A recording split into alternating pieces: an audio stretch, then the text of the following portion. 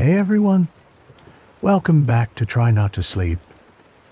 I'm your host, Ethan Brooks, and, as always, we're here with another calm, slightly boring story from history to help you unwind.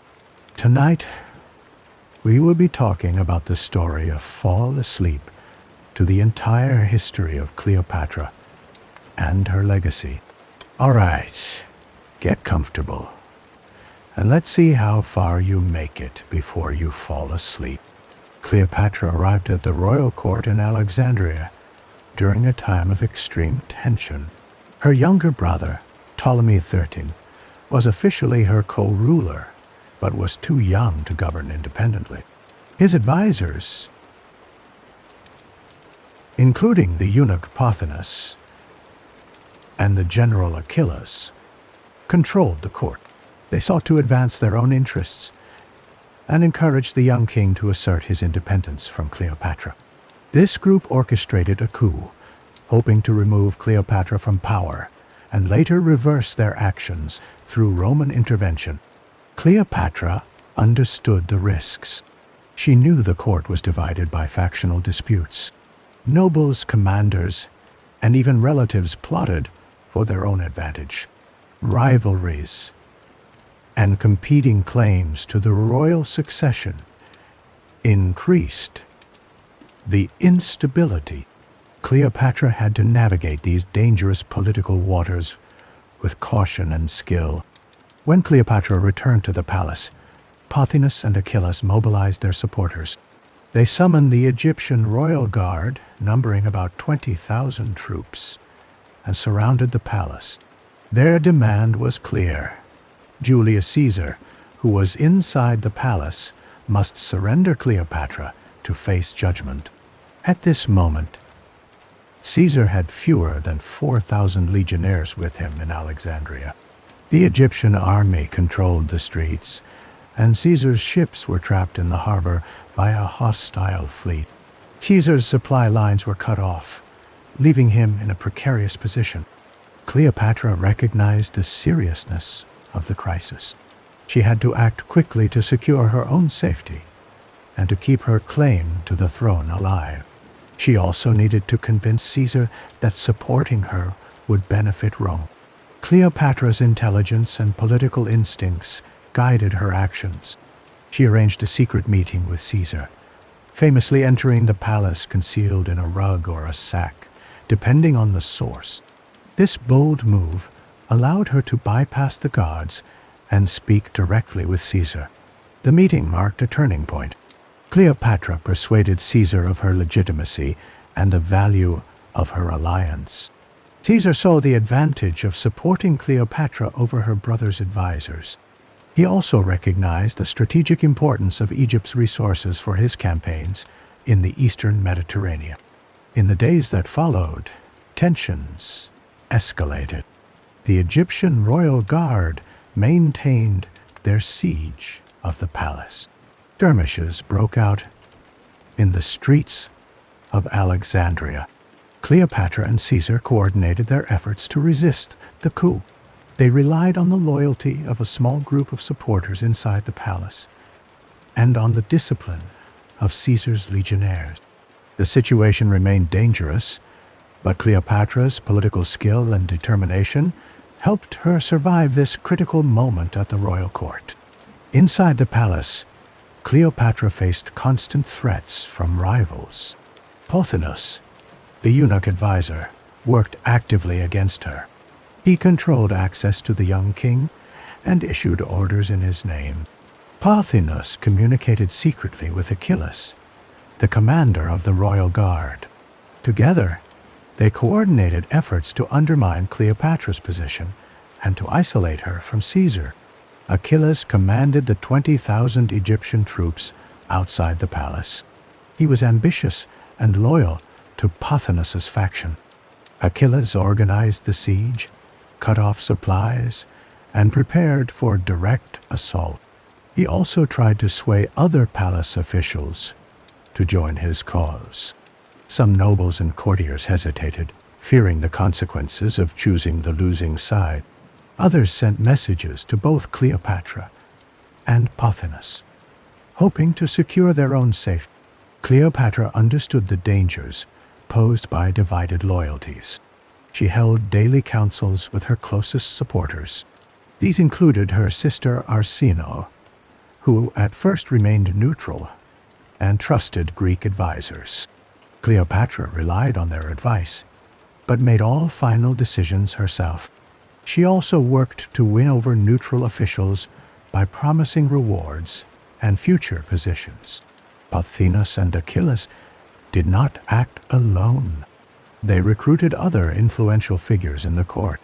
Some priests, worried about their privileges, supported the young king's advisors. Wealthy merchants, whose fortunes depended on stability, provided funds to both factions. Rivalries between Greek and Egyptian courtiers added to the tension. Each group sought to protect its own interests. Plots against Cleopatra became more frequent.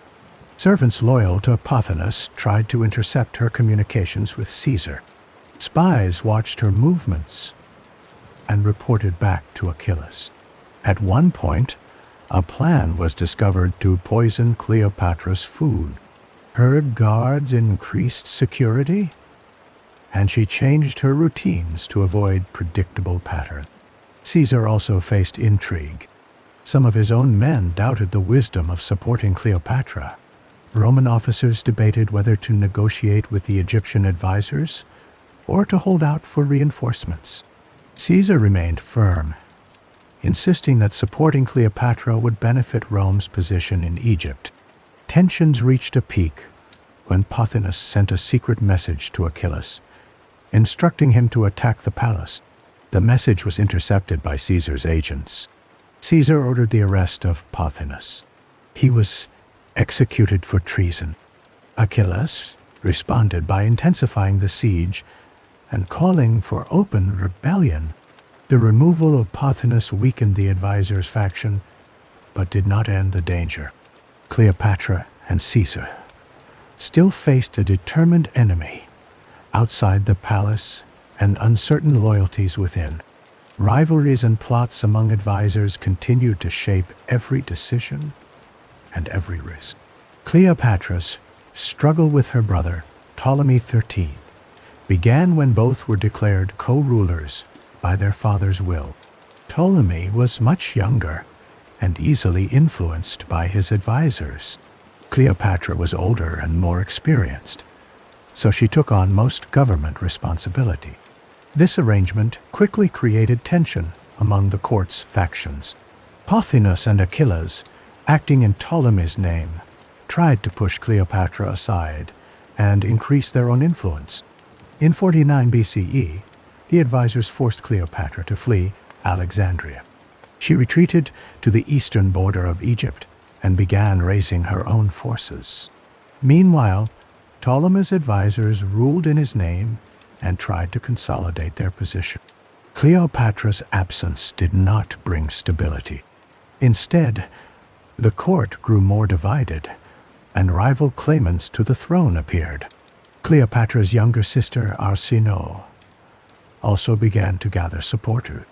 Julius Caesar arrived in Alexandria in 48 BCE after pursuing his rival Pompey.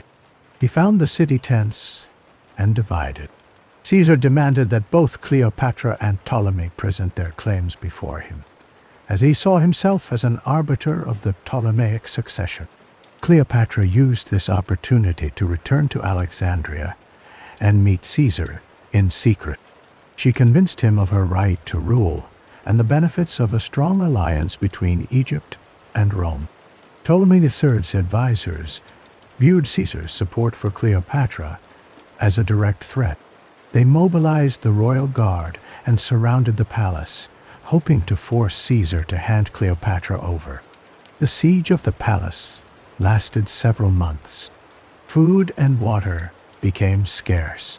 Caesar's men held out, waiting for reinforcements from the Roman province of Asia. Inside the palace, Cleopatra and Caesar coordinated their efforts. They sent messages to loyal supporters in the city and to Roman allies outside Egypt. Cleopatra's knowledge of local politics and Caesar's military experience proved crucial. They managed to keep morale high among their followers and to disrupt the plans of Ptolemy's advisors. The struggle escalated when Arsinoe escaped the palace and joined Achilles. She was declared queen by the opposing faction, creating a three-way conflict. The fighting in Alexandria intensified. Skirmishes broke out in the streets, and fires damaged parts of the city, including the famous library. Roman reinforcements finally arrived by sea. Caesar led an assault against the royal guard. Ptolemy XIII tried to escape by boat, but drowned in the Nile. With her brother dead and her rivals defeated, Cleopatra was restored to the throne. She named her younger brother, Ptolemy XIV, as co-ruler to maintain dynastic tradition, but real power remained with Cleopatra. Cleopatra's return to power did not end the dangers within her own palace. The court in Alexandria remained a place of constant intrigue. Nobles who had supported her brother Arsinoe still held influence in government and the military. Many feared losing their positions or facing retribution. Cleopatra understood that her authority was not yet secure. She kept her younger brother, Ptolemy XIV, as co-ruler to satisfy tradition and reassure the public. However, Ptolemy XIV was only about 12 years old and could not govern independently. His youth made him a potential pawn for ambitious courtiers. Several advisors who had survived the previous conflict began to gather around the young king. They hoped to use him as a figurehead for their own interests. Cleopatra monitored these developments closely. She appointed loyal officials to key positions in the administration and military. She also increased the number of her personal guards and stationed trusted commanders near the royal residence. Cleopatra regularly met with her advisors and demanded detailed reports on court activities. She encouraged informants to report any suspicious behavior or secret gatherings. Rumors of a possible coup circulated in Alexandria. Some nobles resented the growing influence of Roman advisors and soldiers in the palace. They argued that Cleopatra was too dependent on Julius Caesar and his men. These critics tried to rally support from disgruntled priests, merchants, and military officers. They spread stories that Cleopatra's rule threatened Egypt's traditions and independence. Cleopatra responded by strengthening her ties with important groups. She granted new privileges to the temple priests and increased funding for religious festivals. She supported Egyptian customs at court and made public appearances at major ceremonies. These actions reassured the population and helped reduce opposition among the elite. At the same time, Cleopatra continued to work closely with Caesar. She provided him with resources and intelligence for his campaigns in the region. Caesar remained in Alexandria for several months after the civil war, which discouraged open rebellion against Cleopatra. His presence was a warning to any conspirators considering a palace coup. Despite these precautions, the threat of internal revolt remained. Cleopatra's advisors uncovered several plots to remove her and place Ptolemy XIV on the throne as sole ruler. In each case, she acted quickly.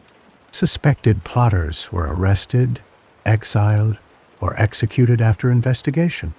Cleopatra's swift and decisive actions discouraged further conspiracies. By the end of the year, Cleopatra had survived multiple threats to her rule. She maintained her position through vigilance, alliances, and careful management of court politics. The danger of a palace coup never disappeared, but Cleopatra's control over her government grew stronger. Cleopatra understood that Egypt's survival depended on its relationship with Rome. Rome was the dominant power in the Mediterranean. Roman leaders viewed Egypt as both a potential ally and a tempting prize. Cleopatra needed to convince Rome that Egypt was more valuable as a partner than as a conquered province.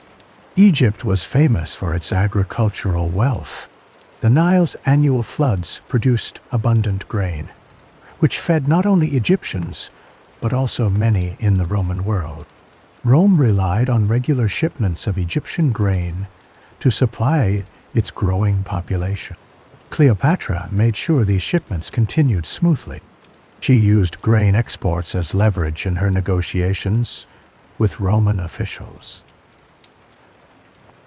Egypt also possessed significant financial resources. Cleopatra reformed the tax system and standardized contracts for merchants. She introduced clear procedures for resolving commercial disputes. These measures increased state revenues and encouraged more trade with Roman merchants. The Egyptian treasury became a reliable source of loans and payments for Roman military campaigns in the East. Cleopatra invested heavily in the country's infrastructure. She repaired irrigation systems and built new canals to maximize agricultural output. She introduced new crop varieties to improve yield. These actions increased Egypt's economic stability and reduced its dependence on Rome for imports. Cleopatra's policies reassured Roman leaders that Egypt could remain a strong, self-sufficient ally. Military cooperation was another important factor. Cleopatra offered Egyptian naval forces and logistical support for Roman operations in the eastern Mediterranean. Egyptian ships and crews participated in joint campaigns. This demonstrated Egypt's willingness and ability to contribute to Roman military objectives. Roman commanders valued Egypt's strategic location and its access to ports and supplies. Cleopatra also worked to shape Roman perceptions of her rule. She hosted Roman diplomats and commanders in Alexandria. She learned about Roman customs and political expectations. Cleopatra presented herself as a capable and loyal ruler who respected Roman interests. She emphasized Egypt's stability and her commitment to maintaining order. At the same time, Cleopatra understood the risks of appearing too dependent on Rome. She maintained Egypt's traditions and promoted its unique culture. She supported religious festivals and temple construction. These actions reassured Egyptians and signaled to Rome that Egypt was not simply a client state, but a proud and historic kingdom. By strengthening Egypt's economy, military, and diplomatic standing, Cleopatra increased her country's value in the eyes of Rome. She positioned Egypt as a vital partner whose cooperation benefited both sides. This strategy delayed Roman ambitions to annex Egypt and helped preserve her kingdom's independence during a period of great uncertainty. Cleopatra recognized that Julius Caesar was the most influential Roman leader of her time. She needed his support to secure her throne and protect Egypt's sovereignty. From their first private meeting in Alexandria, Cleopatra focused on demonstrating Egypt's unique value to Caesar. She provided him with detailed reports on the country's grain production and export capacity. Cleopatra explained how Egyptian grain shipments stabilized food prices in Rome and prevented shortages. She offered to guarantee regular and increased deliveries if Caesar recognized her rule. This assurance gave Caesar a practical reason to support Cleopatra over her rivals. Cleopatra also opened the Egyptian treasury to Caesar. She approved substantial loans to fund his military campaigns in the eastern Mediterranean. These funds helped Caesar pay his soldiers and maintain loyalty among his officers. Cleopatra's financial support reduced Caesar's dependence on the Roman Senate and his political opponents. She invited Caesar to tour the royal workshops and granaries in Alexandria. Cleopatra showed him the efficiency of her administration and the scale of Egypt's resources. She explained her reforms in tax collection and commercial law, which increased state revenues and encouraged trade. Caesar took note of the standardized contracts and new dispute resolution systems that made business in Egypt more predictable for Roman merchants. Cleopatra emphasized Egypt's strategic location. She pointed out that Alexandria's harbor was one of the best in the region, able to supply and repair Roman fleets. She offered Egyptian ships and crews to support Caesar's operations. Caesar observed the discipline and skill of the Egyptian navy during joint exercises in the harbor. Cleopatra also provided Caesar with intelligence on regional politics. She shared information about rival kingdoms, trade routes, and local alliances. Caesar used this knowledge to plan his campaigns and strengthen Rome's position in the east. Cleopatra's insights made her an indispensable advisor. Their personal relationship reinforced their political partnership. Cleopatra hosted Caesar at the palace, where he met Egyptian priests, scholars, and officials. She introduced him to Egyptian customs and religious ceremonies. Caesar gained a deeper understanding of Egypt's culture and its importance to regional stability. Cleopatra's efforts convinced Caesar that Egypt was a valuable and reliable ally. He publicly recognized her as queen and co-ruler with her younger brother. Caesar's endorsement strengthened Cleopatra's position at home and discouraged further plots against her. Egypt's independence was preserved, and its partnership with Rome entered a new phase based on mutual benefit and respect. Roman leaders often debated the possibility of annexing Egypt. Many senators believed that direct control of Egypt's resources would increase Rome's wealth and power. However, several practical concerns made annexation unattractive in the short term. Egypt's geography presented immediate challenges. The Nile Delta and the surrounding deserts acted as natural barriers.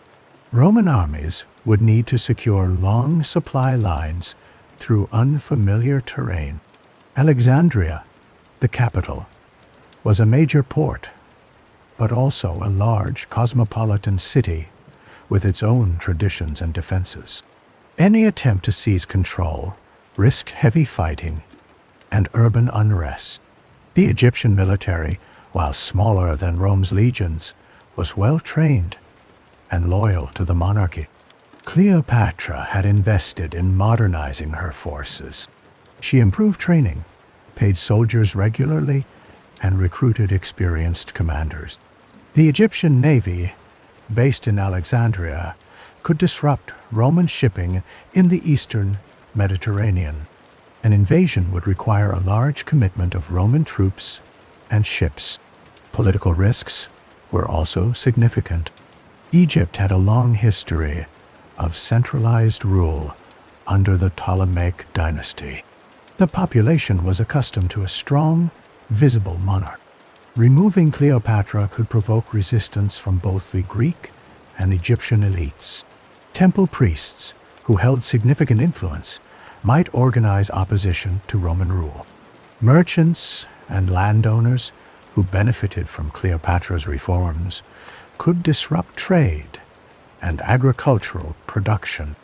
The economic impact of annexation was uncertain. Egypt's wealth depended on stable administration and regular Nile floods. Roman officials lacked experience managing Egypt's complex irrigation systems and tax collection. Disruptions could reduce grain output and threaten food supplies in Rome. Cleopatra's government had created efficient procedures for merchants and landowners. Roman administrators would need time to learn local practices and win the trust of the population. Diplomatic considerations also played a role. Cleopatra had built alliances with other eastern kingdoms. She maintained contacts with Nabatea, Judea, and Cyprus. These relationships helped maintain peace and ensured the flow of goods through Egypt's port. Annexation could destabilize the region and force Rome to commit more resources to maintain order. Finally, Cleopatra's personal diplomacy made annexation less appealing. She provided Rome with grain, money, and military support. She consulted with Roman leaders on Eastern policy and offered concrete benefits. As long as Egypt remained a reliable ally, Roman leaders saw little advantage in risking the costs and uncertainties of direct rule. For these reasons, Rome chose to maintain Egypt as a partner, not a province. Cleopatra's leadership and Egypt's strategic value kept annexation at bay during her reign. Cleopatra's position as Egypt's ruler was never free from internal threats. The royal court in Alexandria was a center of constant intrigue. Factions formed around powerful nobles, military commanders, and members of the royal family. Each group sought to increase its influence and secure its own interests. One of Cleopatra's earliest challenges was her relationship with her younger brother and co-ruler, Ptolemy III. He was too young to govern alone, so his advisors, including Pothinus and Achilles, tried to control him and push Cleopatra aside. Their actions led to open conflict and forced Cleopatra to leave Alexandria temporarily. Even after her return, similar patterns continued with her next co-ruler, Ptolemy XIV, who was also a minor and vulnerable to manipulation. Cleopatra understood the dangers of divided loyalty among her officials. She closely monitored the activities of court nobles and senior administrators. She placed trusted supporters in key positions and removed those suspected of plotting against her. Cleopatra's vigilance was necessary because rival claimants to the throne, such as her sister Arsinoe, continued to attract followers. Arsinoe's brief alliance with Achilles during the Alexandrian War showed how quickly court dynamics could shift. The military was another source of potential instability. Commanders of the Royal Guard and the Navy held significant power. Some had personal ambitions or ties to rival factions. Cleopatra worked to secure their loyalty through regular pay, honors, and public recognition. She also promoted officers based on merit rather than family connections, which increased professionalism but sometimes angered traditional elites. Priests and temple officials formed another influential group. They controlled large estates and had the support of the population. Cleopatra maintained their favor by funding religious festivals and temple construction. She also consulted priests on important decisions, reinforcing her legitimacy as pharaoh. However, she kept their political influence in check by balancing their privileges with oversight from royal administrators. Economic interests played a role in factional disputes. Wealthy merchants and landowners wanted stable conditions for trade and agriculture. Some supported Cleopatra's reforms, while others resisted changes that threatened their profits. Cleopatra responded by simplifying commercial law and offering incentives for loyalty, but she remained alert to shifting alliances among the economic elite. Throughout her reign, Cleopatra faced repeated conspiracies and attempted coup. She responded with swift action, including arrests, exiles, and executions when necessary. Her ability to manage these internal challenges allowed her to maintain control over Egypt's government and ensure stability during a period of ongoing danger and uncertainty. In 48 BCE, Julius Caesar found himself in a dangerous situation inside the royal palace at Alexandria.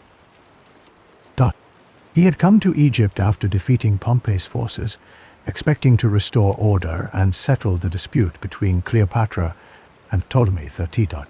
Instead, he became a target of the palace's internal conflict. Pothinus and Achilles, advisors to the young king, saw Caesar's presence as a threat to their own power. They decided to act against him and Cleopatra together.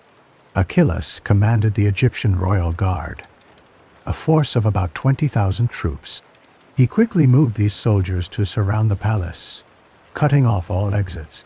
Caesar's own force was small by comparison, numbering fewer than 4,000 legionnaires. The Egyptian army controlled the streets outside, and hostile ships blockaded the harbor, trapping Caesar's fleet inside. The palace's food and water supplies became limited as the siege continued. Inside the palace, Caesar and Cleopatra coordinated their response. They organized the defense of the palace walls and assigned trusted men to watch for signs of betrayal among the staff. Cleopatra used her knowledge of the court to identify possible sympathizers and sent secret messages to loyal officials in the city. Caesar relied on the discipline of his legionnaires to hold their positions and maintain order under pressure. Achilles demanded that Caesar surrender Cleopatra to face judgment by the Egyptian court. Caesar refused, stating that he was in Alexandria to mediate the royal dispute, not to hand over one claimant to the other. Negotiations broke down quickly, and skirmishes erupted around the palace perimeter. The defenders repelled several assaults, but suffered casualties. Caesar ordered the fortification of key entrances and the construction of barricades inside the palace. As the siege dragged on, both sides sought reinforcement. Caesar sent urgent messages to his allies in Asia Minor and Cyprus, requesting additional troops and supplies. Cleopatra encouraged her supporters to disrupt the besiegers' logistics and gather intelligence on enemy movements. Food shortages and the threat of disease increased the tension inside the palace. Despite being outnumbered and isolated, Caesar and Cleopatra maintained control of the situation. Their cooperation strengthened the resolve of the defenders. The siege of the palace became a defining moment in their alliance. It demonstrated Cleopatra's political skill and Caesar's determination to hold his ground in the face of overwhelming odds. The outcome would shape the future of both Egypt and Rome. While Caesar and Cleopatra remained besieged in the palace, Achilles and the Egyptian royal guard established control over Alexandria's streets. The royal guard, numbering about 20,000, set up checkpoints at all major intersections. They patrolled the main roads leading to the palace and the harbor, ensuring that no supplies or reinforcements could reach Caesar and his men. Smaller detachments guarded the city gates and monitored the movements of local residents and foreign merchants. Achilles coordinated his forces from a command post near the palace. He gave orders to restrict civilian movement and to search for any signs of support for Cleopatra or Caesar. The Egyptian soldiers inspected homes and businesses suspected of sheltering Roman sympathizers. They arrested several individuals accused of carrying messages to the palace. Achilles used these arrests to send a warning to others who might consider aiding Cleopatra. The city's population watched the unfolding events with caution. Many Alexandrians depended on trade and feared that continued fighting would disrupt their livelihoods. Merchants and artisans closed their shops early and avoided public gatherings. Some Greek residents who had previously supported Cleopatra's rule went into hiding or tried to remain neutral. Egyptian priests and temple officials maintained regular ceremonies, but avoided taking sides in the conflict. The Egyptian navy, loyal to Achilles, blockaded the harbor. Warships patrolled the coastline and prevented Roman vessels from entering or leaving. Supply boats attempting to reach the palace were intercepted and seized. Achilles' control of the harbor further isolated Caesar's forces and limited their access to food and fresh water. Inside the city, Achilles' men spread rumors about Caesar's intentions. They claimed that the Romans planned to seize Egypt's wealth and enslave its people. These stories increased suspicion of foreigners and discouraged public support for Caesar. The royal guard also distributed proclamations in Ptolemy Thersites' name, declaring him the rightful ruler and condemning Cleopatra as a traitor. Achilles ordered the construction of barricades and defensive positions throughout Alexandria. He prepared for the possibility of street fighting if Roman reinforcements arrived. Engineers fortified key buildings and stockpiled weapons and supplies. The city's narrow streets and dense neighborhoods gave the Egyptians an advantage in urban combat. Achilles maintained strict discipline among his troops. He punished looting and disorder to prevent unrest.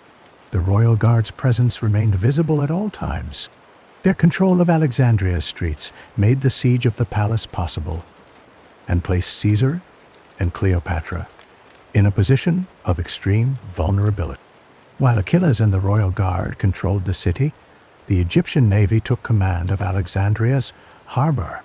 The harbor was one of the largest and busiest in the Mediterranean.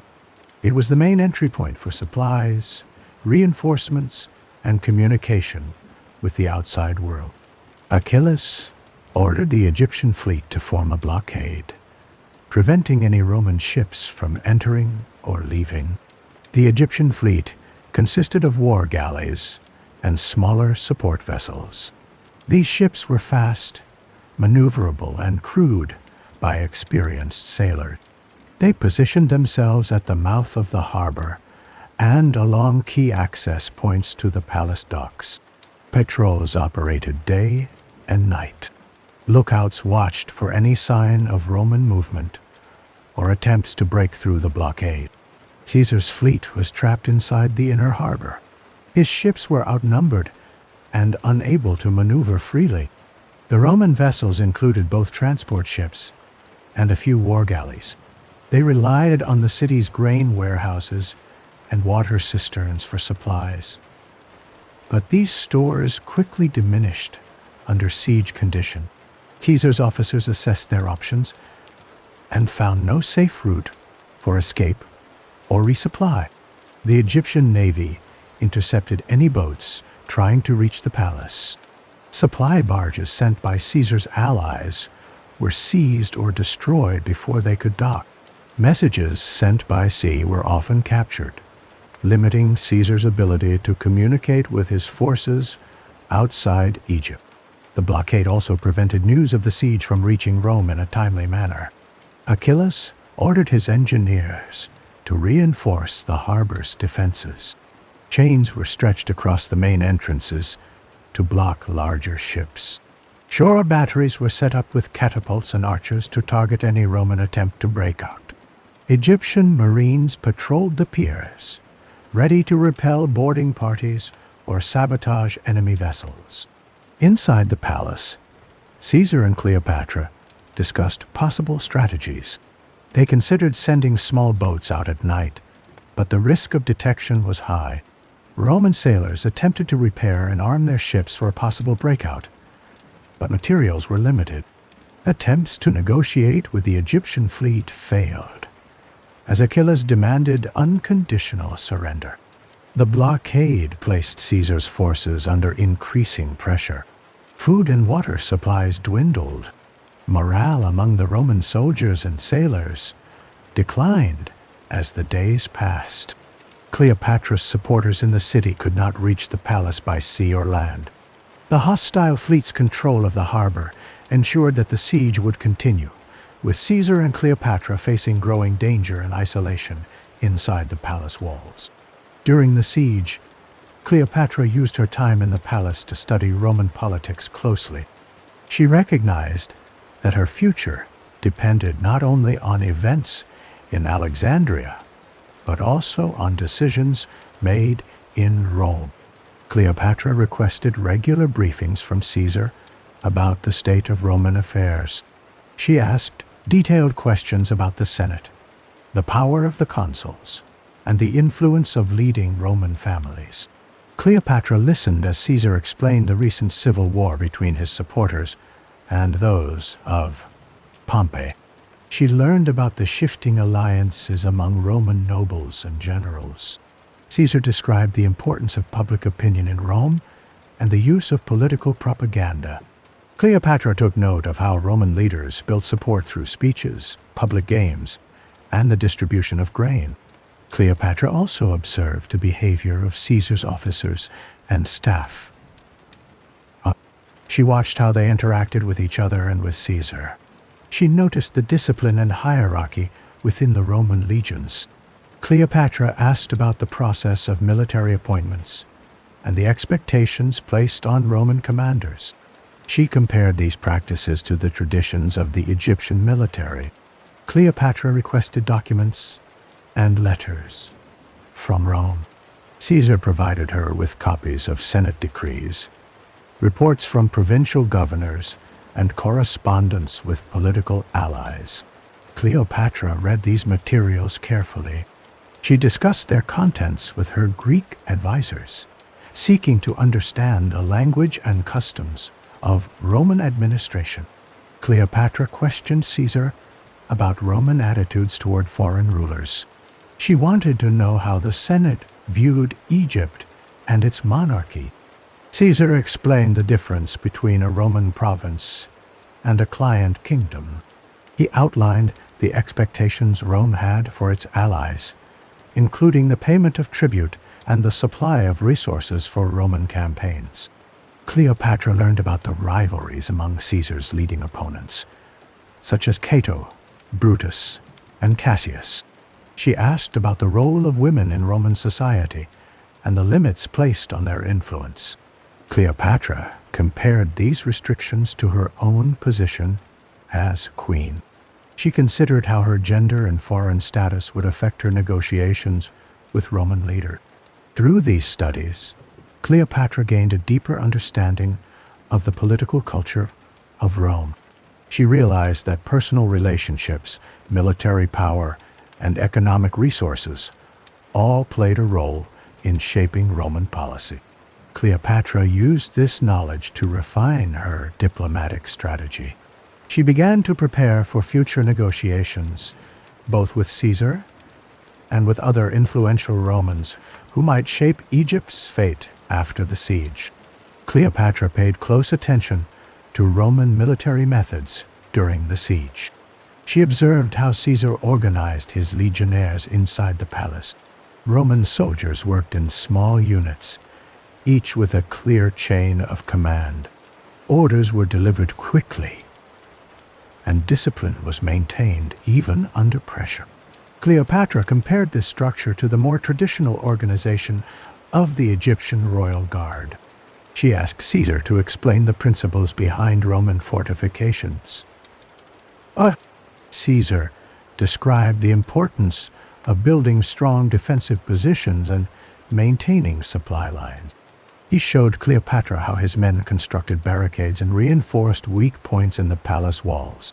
Cleopatra noted the use of wooden palisades, sandbags, and improvised towers to create overlapping fields of fire for archers and slingers. Cleopatra requested demonstrations of Roman weapons and armor. Caesar's officers displayed the standard equipment of a legionnaire, including the gladius, pilum, and scutum.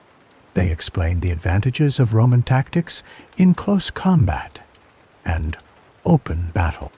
Cleopatra watched as soldiers practiced drills in the palace courtyard.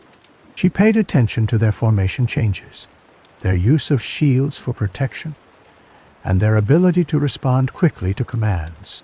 Cleopatra also studied Roman approaches to siege warfare. Caesar described how Roman armies built siege engines, such as ballistae and catapults, to attack fortified cities. He explained the importance of cutting off enemy supplies and using psychological tactics to weaken morale.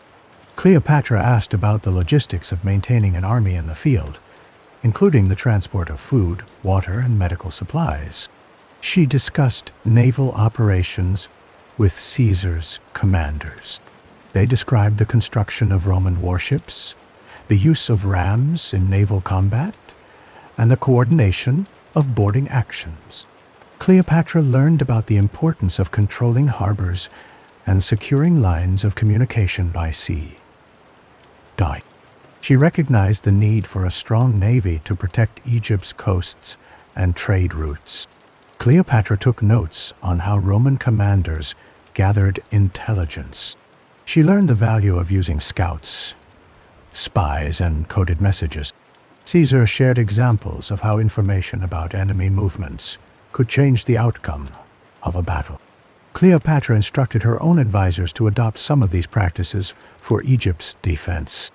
By observing and questioning the Romans, Cleopatra gained practical insights into military strategy. She began to apply these lessons to the training of her own troops and the planning of Egypt's defenses. Her understanding of Roman military capabilities would shape her diplomatic and military decisions in the years that followed. Cleopatra recognized that knowledge of Roman military strength was only part of the challenge. She needed to understand Roman attitudes toward foreign rulers, women in power, and Egypt itself. During her time with Caesar and his officers, she asked direct questions about Roman customs and expectations. Roman senators often viewed client kings and queens with suspicion. They expected deference and regular tribute from allied kingdoms. Cleopatra learned that the Senate preferred rulers who maintained order and supplied Rome with grain, money, and military support. Any sign of independence or ambition from a foreign monarch could provoke distrust or intervention. Cleopatra studied how Romans perceived female authority. In Rome, women could not hold public office or command armies. Powerful women in foreign courts were often described as dangerous or manipulative in Roman literature. Cleopatra understood that her position as a female ruler would be controversial among Roman elites. She adjusted her public image to emphasize her legitimacy as pharaoh and her commitment to Egypt's prosperity. She also learned that Romans valued tradition and stability. They respected ancient institutions but distrusted sudden changes. Cleopatra maintained Egyptian religious rituals and honored the priesthood. She funded temple construction and participated in public ceremonies. These actions reassured both her subjects and Roman observers that Egypt remained stable under her rule. Cleopatra paid attention to Roman attitudes toward wealth and luxury. Roman politicians frequently accused Eastern rulers of decadence and corruption. Cleopatra responded by demonstrating discipline in her court and by highlighting Egypt's economic reforms. She standardized contracts, improved tax collection, and promoted trade. Roman merchants and officials visiting Alexandria reported on her efficient administration. She also considered Roman attitudes toward culture and knowledge. Some Roman scholars admired Egypt's history, science, and religious traditions. Cleopatra welcomed Roman intellectuals to her court and encouraged dialogue with Egyptian priests and Greek philosophers. She provided access to the Library of Alexandria and sponsored translations of important texts. Cleopatra monitored Roman political developments through Caesar's correspondence and reports from her own envoys. She noted the growing rivalry between Caesar's supporters and his opponents in the Senate. She understood that changes in Roman leadership could quickly alter Egypt's position. Cleopatra instructed her diplomats to remain neutral in Roman disputes, and to offer support only when it served Egypt's interests. By understanding Roman attitudes, Cleopatra shaped her policies and public image.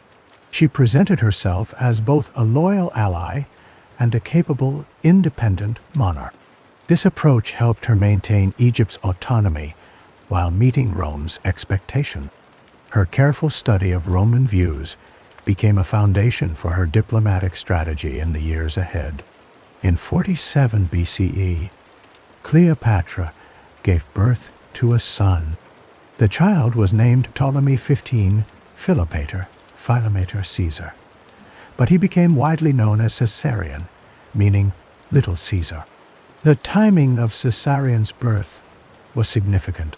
Julius Caesar was still in Egypt, and many in Alexandria and Rome believed he was the father. Cleopatra publicly acknowledged Caesarion as her son and heir, reinforcing her dynastic legitimacy. The birth of Caesarion created immediate political consequences. In Egypt, the arrival of a male heir strengthened Cleopatra's claim to the throne. Egyptian tradition valued continuity of the royal line, and Caesarion's birth reassured supporters who wanted stability after years of palace intrigue and civil conflict. Cleopatra presented Caesarion as both a Ptolemaic prince and the son of a powerful Roman, linking Egypt's future to Rome's most prominent leader. Cleopatra organized public ceremonies to announce Caesarion's birth. Priests conducted rituals in major temples, and officials proclaimed the news throughout Alexandria. Coins were minted bearing Caesarion's image alongside Cleopatra's. This reinforced the message that the dynasty was secure, and that Cleopatra intended for her son to succeed her. The Roman response was more complicated. Julius Caesar never formally recognized Caesarion as his son in Roman law, but he did not deny paternity in public. Roman sources reported that Caesar treated Cleopatra and Caesarion with respect during their stay in Alexandria. Cleopatra and Caesarion later traveled to Rome, where they lived in a villa provided by Caesar. Their presence attracted attention from Roman politicians and the public. Caesarion's existence introduced new opportunities and dangers. In Egypt, some nobles and priests supported the idea of a dynastic alliance with Rome.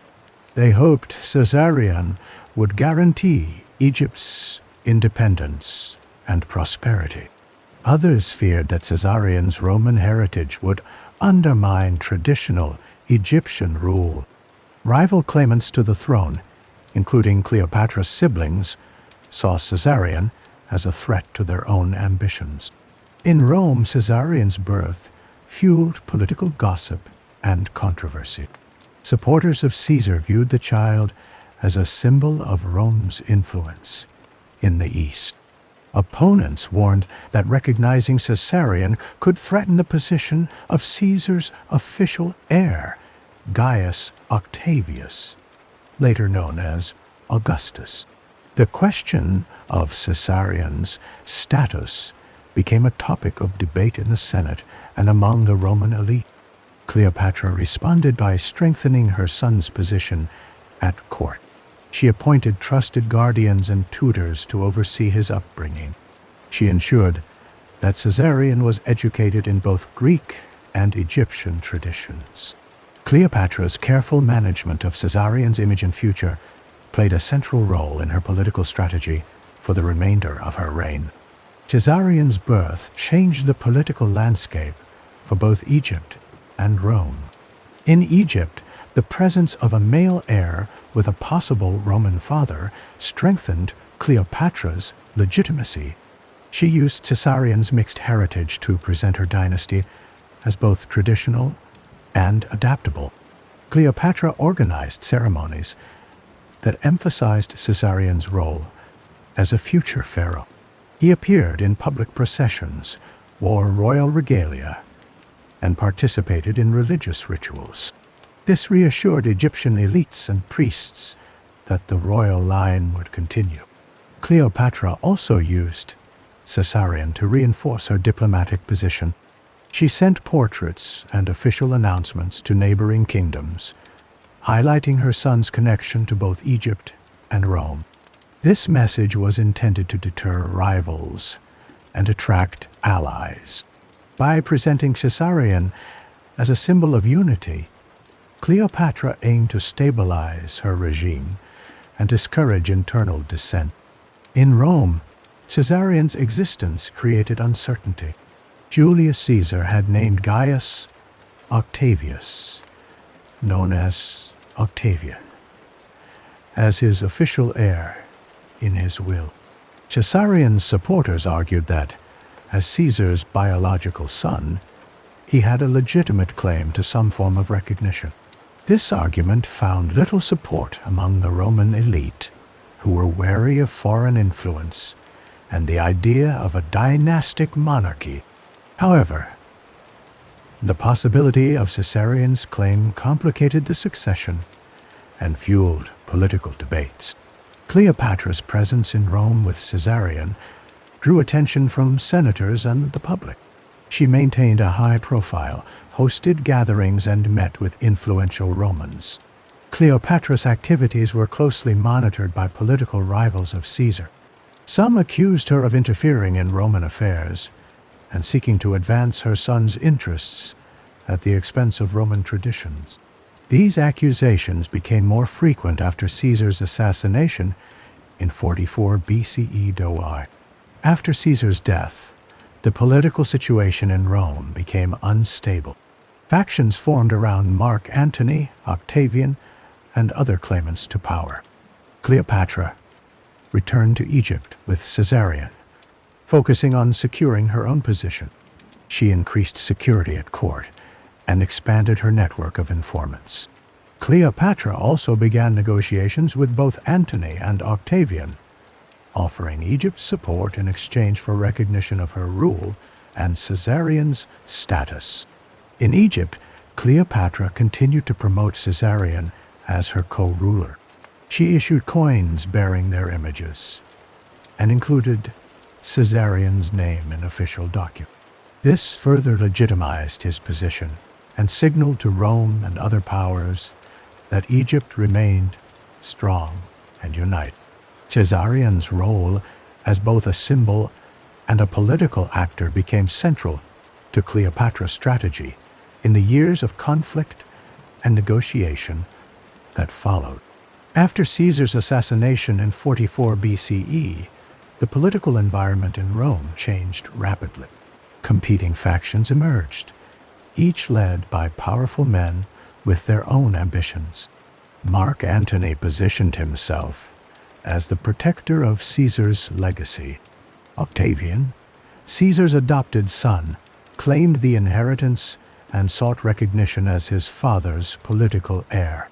Brutus and Cassius, leaders of the conspiracy against Caesar, began recruiting troops in the eastern provinces and demanded financial contributions from allied kingdoms. Cleopatra recognized the risks and possibilities in this new situation. She avoided taking sides too early. Instead, she maintained diplomatic contacts with all major Roman leaders. She sent envoys to Antony, Octavian, and even to Brutus and Cassius.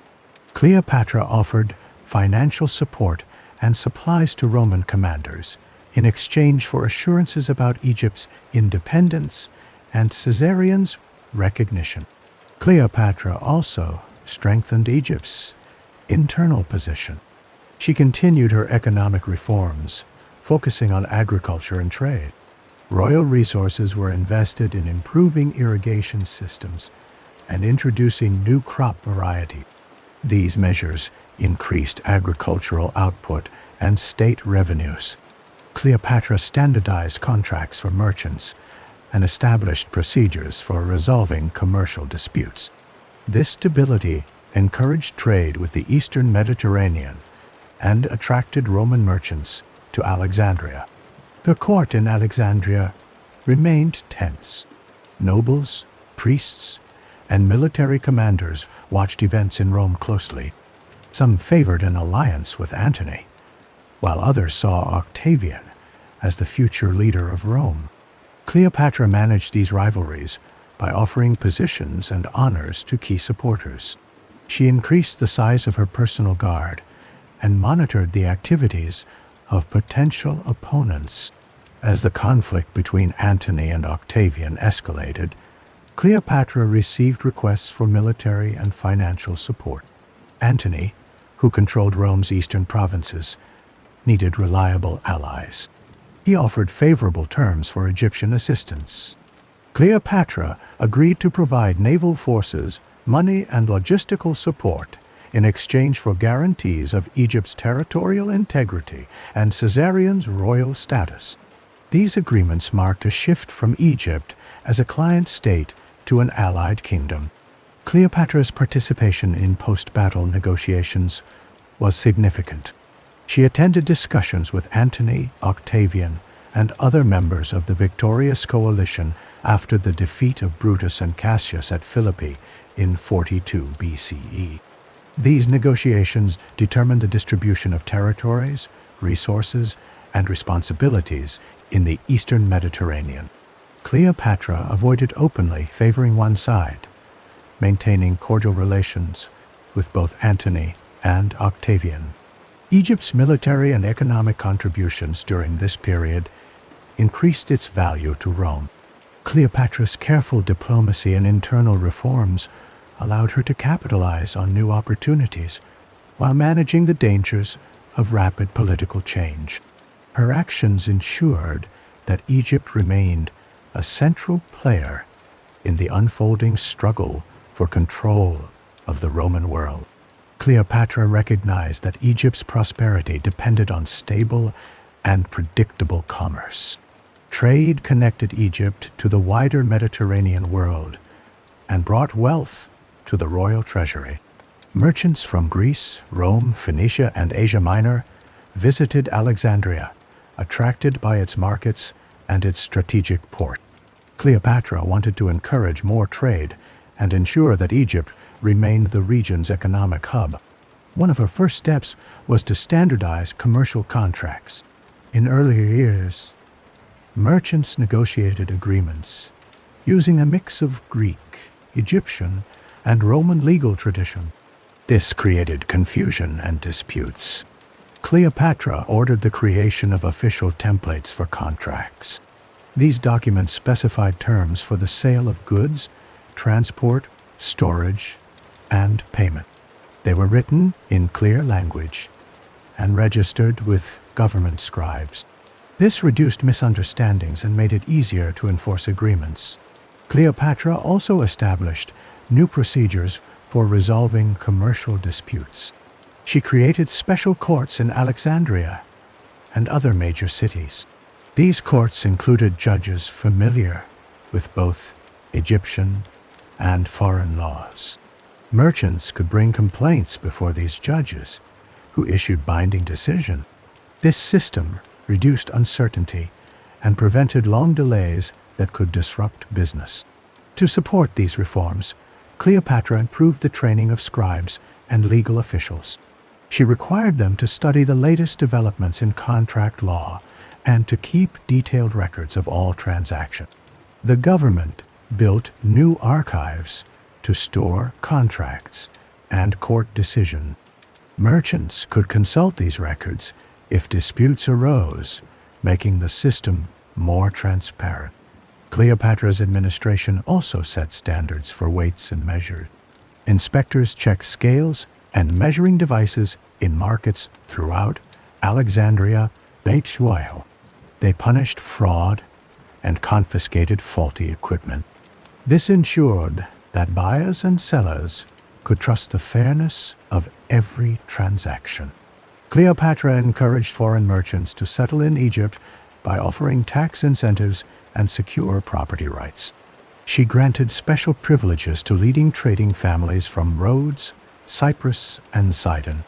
These families opened new trade routes and brought in luxury goods, spices, and silver. The increased activity benefited Egyptian producers and craftsmen, who found new markets for their grain, papyrus, glass, and textiles. Temple priests played a role in commercial life as well. Cleopatra allowed temples to act as banks, storing deposits and lending money to merchants. This practice increased the flow of capital and supported larger trading ventures. By standardizing trade and contracts, Cleopatra created a stable environment for business. Her reforms increased revenues, strengthened Egypt's economy, and reinforced its importance in the Eastern Mediterranean. Cleopatra understood that a stable business environment required fair and efficient dispute resolution. In previous decades, commercial disagreements often led to lengthy delays or private settlements that favored the wealthy or well-connected. This created uncertainty for merchants and discouraged investment. Cleopatra decided to address this problem directly. She established a network of commercial courts in Alexandria and other major cities. These courts specialized in handling disputes related to contracts, trade, and property. Judges were appointed based on their knowledge of both Egyptian and Greek law, as well as their familiarity with Roman legal principles. Cleopatra required that judges receive training in the latest developments in commercial law. This ensured that their decisions would be informed and credible. Merchants could bring their complaints to these courts without fear of retaliation or favoritism. Cleopatra issued decrees guaranteeing that all parties, regardless of nationality or social status, would receive equal treatment. Court proceedings were conducted in public, and records of decisions were kept in official archives. This transparency reduced the risk of corruption and increased confidence in the legal system. The courts followed clear procedures for hearing cases. Plaintiffs and defendants presented their evidence and arguments. Witnesses were called, and documents such as contracts and shipping records were examined. Judges issued written decisions which explained the reasoning behind their rulings. These decisions established legal precedents that guided future cases. Cleopatra also created an appeals process. If a merchant believed that a court's decision was unjust, he could request a review by a higher panel of judges. This panel had the authority to overturn or modify lower court ruling. The appeals process was designed to correct errors and ensure consistency in the application of the law. To support the work of the courts, Cleopatra expanded the training of scribes and legal clerks. These officials were responsible for recording testimony, maintaining archives, and assisting judges with research. Scribes received instruction in multiple languages, including Greek, Egyptian, and Latin. This allowed them to handle cases involving foreign merchants and to translate documents when necessary. Cleopatra's reforms in commercial dispute resolution encouraged more merchants to do business in Egypt. They knew that disagreements could be settled quickly and fairly. This reduced the risks associated with long-distance trade and made Egypt a preferred destination for investment. The improved legal infrastructure contributed to Alexandria's reputation as a center of commerce and helped sustain Egypt's economic growth during Cleopatra's reign. Cleopatra recognized that Egypt's economic foundation depended on agriculture. The annual flooding of the Nile provided fertile soil, but the system required constant maintenance and careful management. Years of political instability and civil conflict had damaged irrigation canals and reduced crop yields. Cleopatra made revitalizing agriculture a top priority early in her reign. She allocated royal funds to repair old irrigation canals and build new ones. Teams of engineers and laborers worked along the Nile and in the Delta, clearing silt, reinforcing embankments, and restoring water flow to neglected fields. Cleopatra ordered surveys of farmland to identify areas suffering from poor drainage or water shortages. Local officials reported their findings to the central administration in Alexandria, which coordinated resources and labor for the most urgent projects. Cleopatra introduced new crop varieties to increase yields and reduce the risk of famine. She consulted with Greek and Egyptian agricultural specialists to identify grains, vegetables, and fruits suited to different regions of Egypt. Farmers received seeds and instructions for cultivating these crops. The administration monitored harvests and collected data on yields, adjusting policies as needed to support food security. Land ownership records were updated and standardized. Cleopatra's officials conducted censuses and registered landholdings, ensuring that taxes were assessed fairly and that royal estates were managed efficiently. Disputes over land boundaries or inheritance were resolved in special courts, reducing conflicts among farmers and landowners. Cleopatra also encouraged the development of agricultural cooperatives. Groups of farmers pooled resources to purchase tools, share draft animals, and organize the planting and harvest. The government provided incentives for these cooperatives, including reduced taxes and priority access to irrigation water.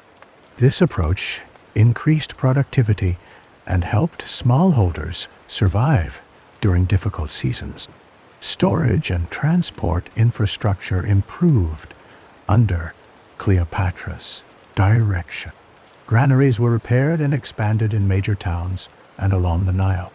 Roads and canals were maintained to ensure that grain and other produce could move quickly to markets in Alexandria or to ports for export.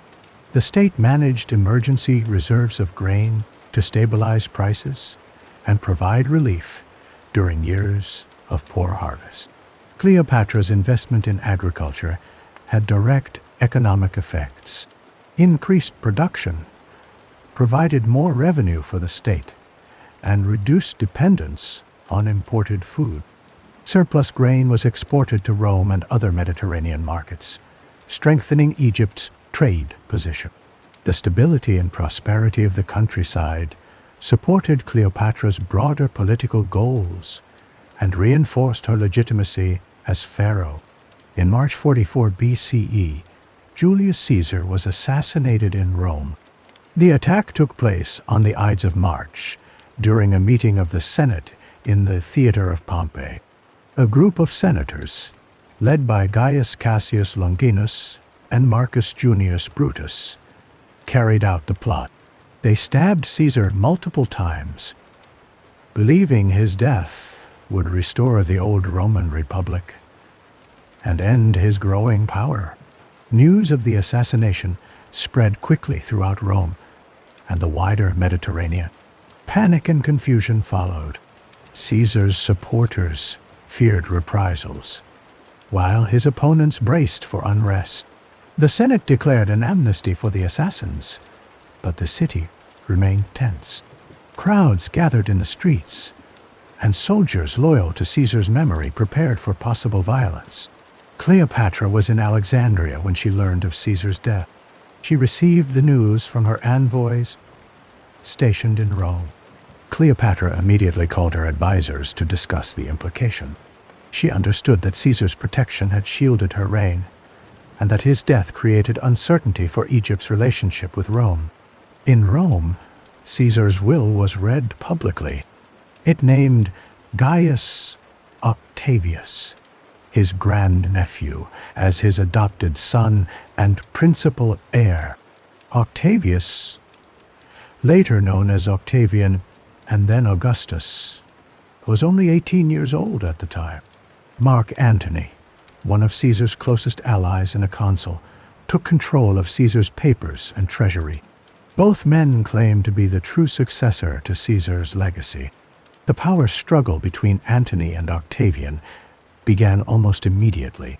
Each sought to win the loyalty of Caesar's veterans and the support of the Roman people.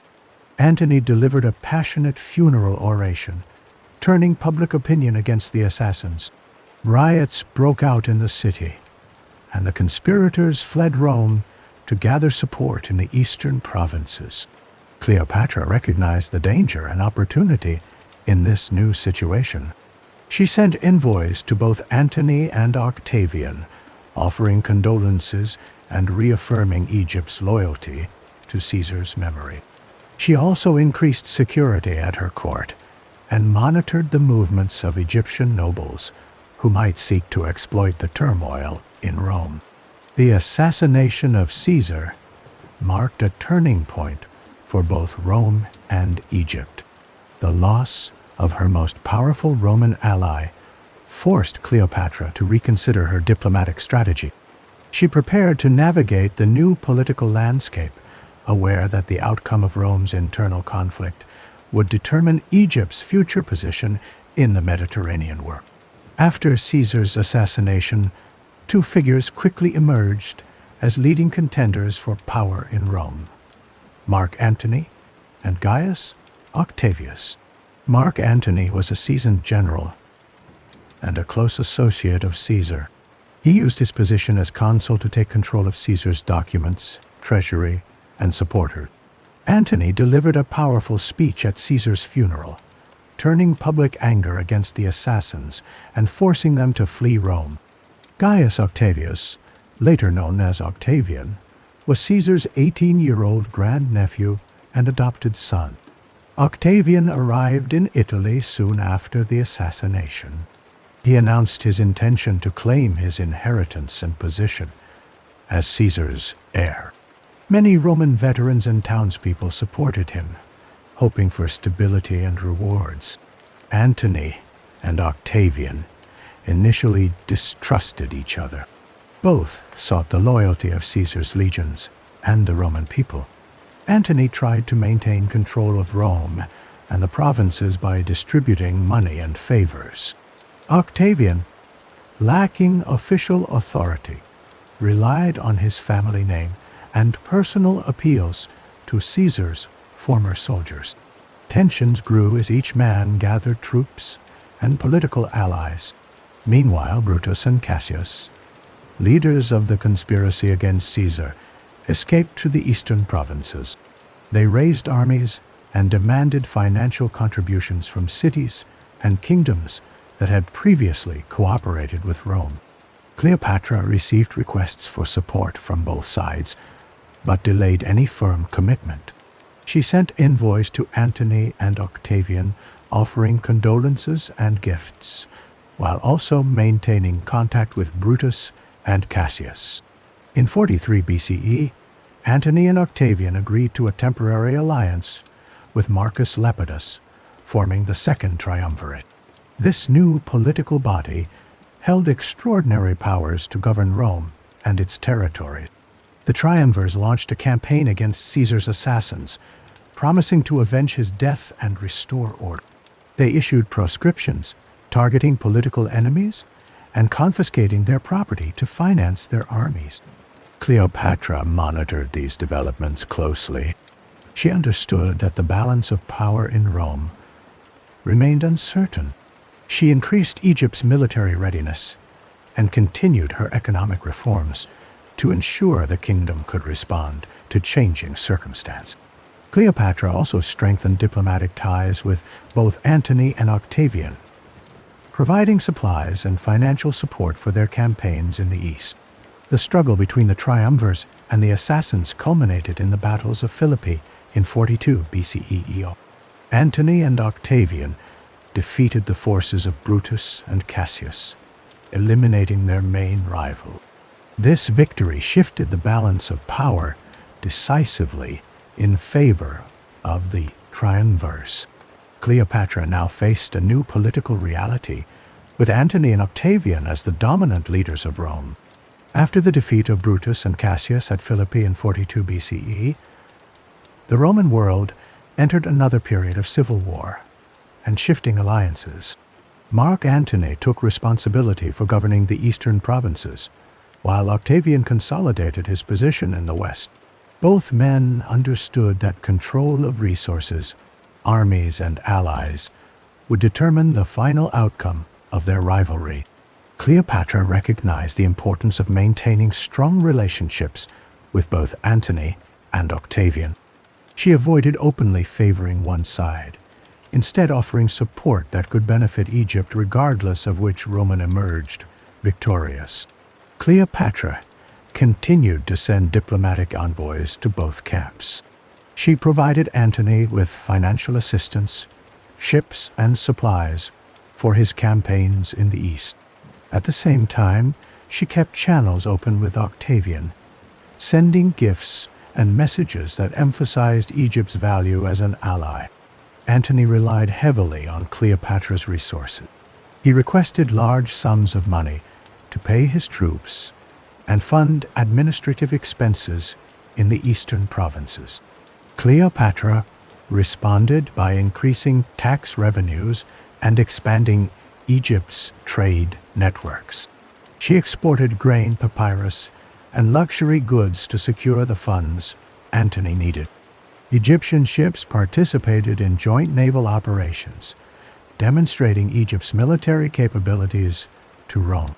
Cleopatra also strengthened Egypt's internal stability. She continued her economic reforms, investing in agriculture, irrigation, and infrastructure. She maintained a large, loyal royal guard and ensured that key military commanders were personally loyal to her. Cleopatra monitored the court closely for signs of disloyalty or conspiracy, acting quickly to remove potential threats. The alliance between Cleopatra and Antony became closer over time. In 41 BCE, Antony visited Alexandria. Cleopatra hosted him at her court, where they discussed regional politics and future cooperation. Their political partnership soon developed into a personal relationship.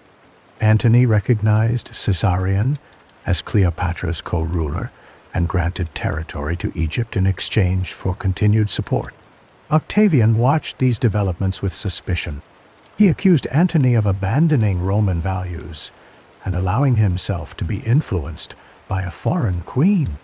Propaganda from Octavian's supporters portrayed Cleopatra as a dangerous figure who threatened Roman stability. These accusations increased tensions between the two Roman leaders and set the stage for further conflict. Throughout this period, Cleopatra maintained her focus on Egypt's independence and prosperity. She balanced her commitments to Antony with careful diplomacy toward Octavian. Cleopatra's actions during the civil wars ensured that Egypt remained a central player in Mediterranean politics, able to adapt to the rapidly changing alliances and rivalries of the late Roman Republic.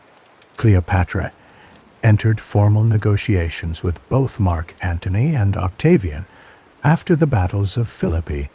The immediate goal was to secure Egypt's independence and maintain its economic strength. Cleopatra instructed her envoys to emphasize Egypt's resources, stable government, and willingness to support Roman operations in the east. She offered Antony and Octavian access to Egypt's grain, naval forces, and financial reserves, but she demanded recognition of Egypt's territorial integrity and Caesarion's royal status in return.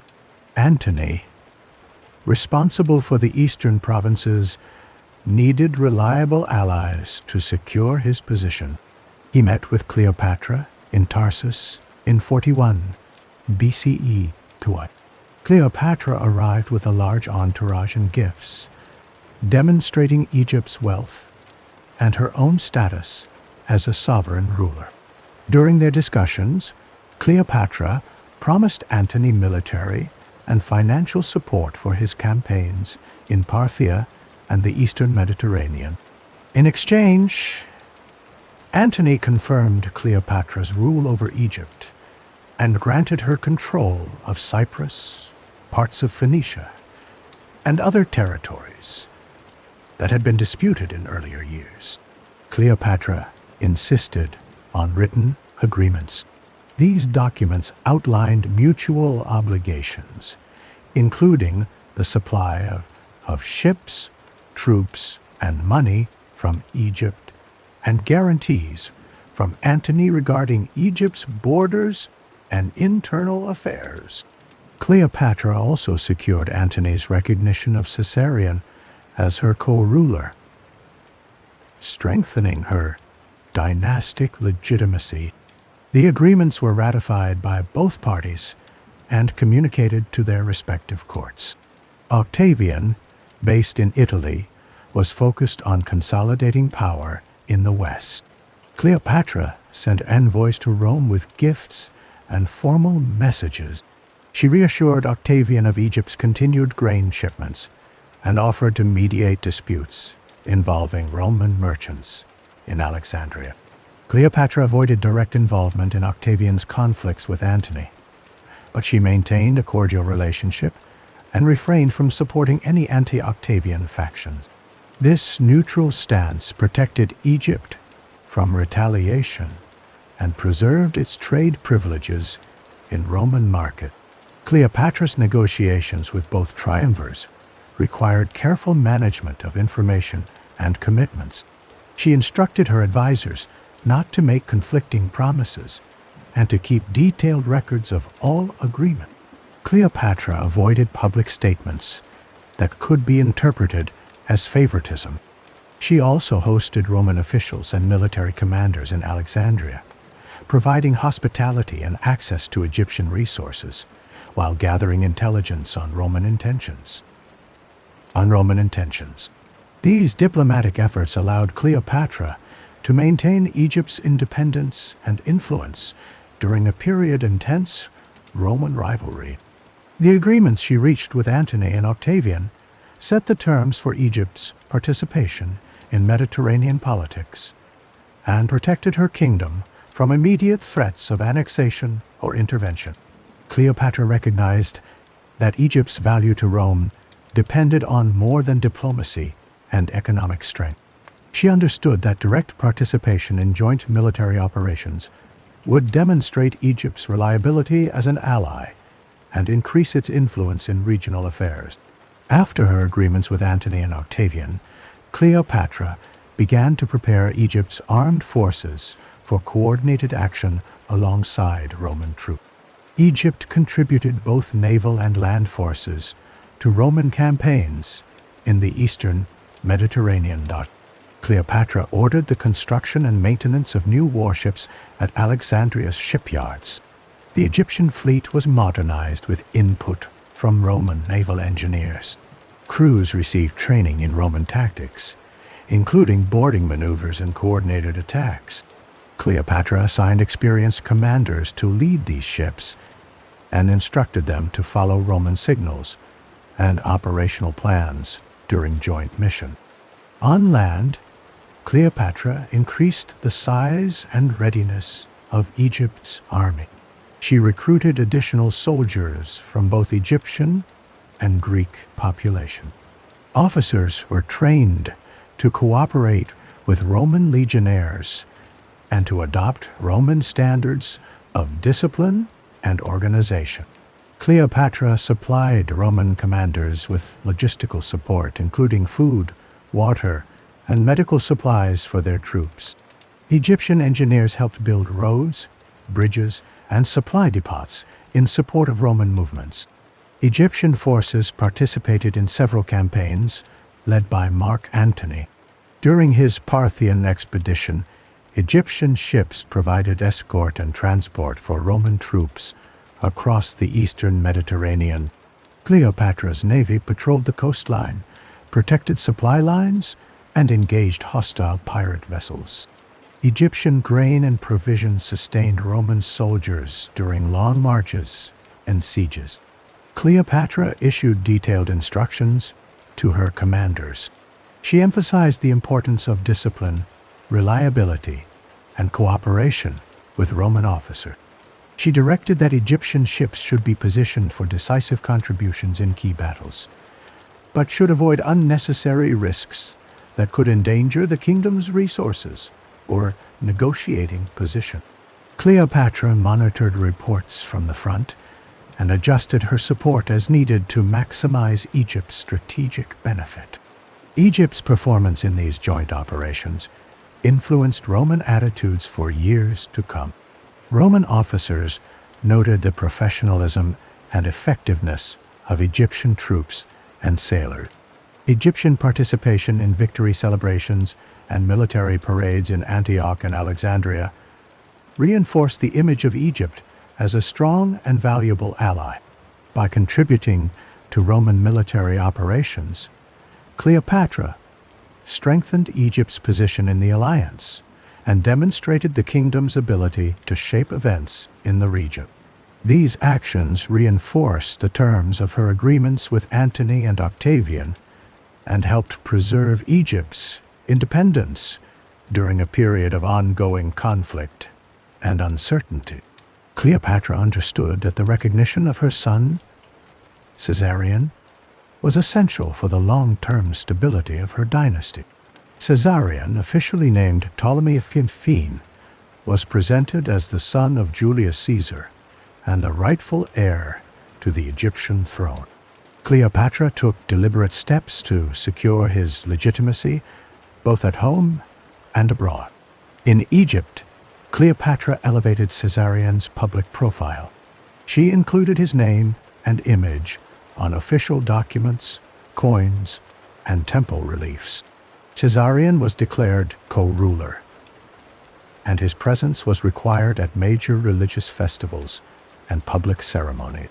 Cleopatra ensured that priests and officials acknowledged Caesarion's status, reinforcing his role as pharaoh in the eyes of the population.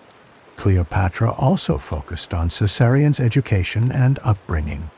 She appointed tutors skilled in Greek, Egyptian, and Roman traditions. Caesarion learned the languages, customs, and religious duties expected of a Ptolemaic ruler. He was trained in administration and military affairs, preparing him for future leadership. Cleopatra arranged for Caesarion to meet foreign envoys and participate in court audiences, introducing him to the complexities of diplomacy. Beyond Egypt, Cleopatra worked to secure international recognition for Caesarion. She sent envoys to neighboring kingdoms and to the courts of Rome's eastern allies. These envoys presented Caesarion as the legitimate son of Caesar and the rightful successor to both Egyptian and, potentially, Roman influence in the East. Cleopatra requested that foreign rulers address Caesarion by his royal titles and include him in formal correspondence. The question of Caesarion's status became more urgent as political tensions increased between Antony and Octavian. Mark Antony, seeking to secure Egyptian support, publicly recognized Caesarion as the son of Julius Caesar. At the donations of Alexandria in 34 BCE, Antony declared Caesarion King of Kings and emphasized his descent from Caesar. This act was intended to strengthen the alliance with Cleopatra and to challenge Octavian's claim as Caesar's sole heir. Octavian, however, refused to acknowledge Caesarion's legitimacy. In Rome, he promoted himself as the only legal successor to Caesar, dismissing Caesarion as illegitimate. Octavian's supporters circulated propaganda portraying Cleopatra and Caesarion as threats to Roman order. The Senate in Rome never formally recognized Caesarion's claim. Despite Roman opposition, Cleopatra continued to promote Caesarion's status. She maintained his role as co-ruler and ensured that Egyptian and allied records reflected his legitimacy. Cleopatra's efforts to secure recognition for Caesarion became a central issue in her foreign and domestic policy during the final years of her reign. Cleopatra recognized that Egypt's value as an ally depended on more than diplomatic ties and royal lineage. She invested heavily in demonstrating Egypt's military strength to both domestic and foreign observers. Her goal was to show that Egypt could defend itself and contribute meaningfully to any regional conflict involving Rome. Cleopatra expanded the Egyptian navy, commissioning new warships at Alexandria's shipyards. She hired skilled shipwrights from Greece and Phoenicia to improve design and construction. The fleet included fast triremes and larger quinquiremes, equipped for both defense and attack. Cleopatra supervised the selection of experienced commanders and ensured that crews received training in Roman and Hellenistic naval tactics. On land, Cleopatra increased the size of the royal guard and the regular army. She recruited soldiers from Egypt's Greek and native populations, offering competitive pay and privileges. Training programs were updated to include Roman methods of discipline, formation, and siege warfare. Cleopatra promoted officers based on merit and loyalty, not just family connections. She also invested in new equipment, including armor, siege engines, and improved artillery. Cleopatra ordered large-scale military exercises near Alexandria and along the Nile. These maneuvers involved both the army and navy, simulating joint operations and rapid deployment. Roman observers and allied envoys were invited to witness these drills. Reports sent to Rome described the professionalism and readiness of Egyptian forces. Cleopatra insisted that Egyptian troops and ships be present at major Mediterranean ports during Roman campaigns, making Egypt's contribution visible to all parties. Egyptian military engineers worked on fortifying key cities and strategic locations. They improved the defenses of Alexandria's harbor, built new watchtowers along the coast, and reinforced border outposts in the eastern delta. Cleopatra allocated funds for the construction of supply depots and armories to ensure rapid mobilization in case of conflict. Cleopatra also maintained a personal presence among her troops. She reviewed military parades, visited training camps, and addressed soldiers directly. Her appearances were documented by court scribes and described in correspondence with Roman commanders. These actions reinforced her authority as supreme commander and boosted morale among the ranks. Through these efforts, Cleopatra demonstrated that Egypt was not a passive client state. She made it clear that Egypt's military could play a decisive role in the balance of power. This display of strength supported her diplomatic negotiations and protected her kingdom's interests during a period of intense rivalry between Rome's leading factions. Cleopatra understood that military strength alone would not secure Egypt's future. She needed to influence how Rome's leaders and population viewed her kingdom and her rule. Cleopatra used a combination of public relations, strategic alliances, and cultural exchange to shape Roman attitudes. She invited Roman officials, scholars, and merchants to Alexandria, offering them hospitality and access to Egypt's resources. Cleopatra organized tours of the city's temples, libraries, and workshops. She arranged meetings between visiting Romans and Egyptian priests, scientists, and philosophers. These encounters allowed Romans to witness Egypt's wealth, organization, and intellectual achievements firsthand. Cleopatra also sent carefully selected gifts to leading Romans. These included rare manuscripts, luxury goods, and artworks produced by Egyptian and Greek craftsmen. Gifts were accompanied by messages emphasizing Egypt's friendship and willingness to cooperate with Rome. Cleopatra's envoys delivered these items directly to senators, generals, and influential businessmen in Rome and the eastern provinces. She encouraged Roman merchants to invest in Egyptian enterprises.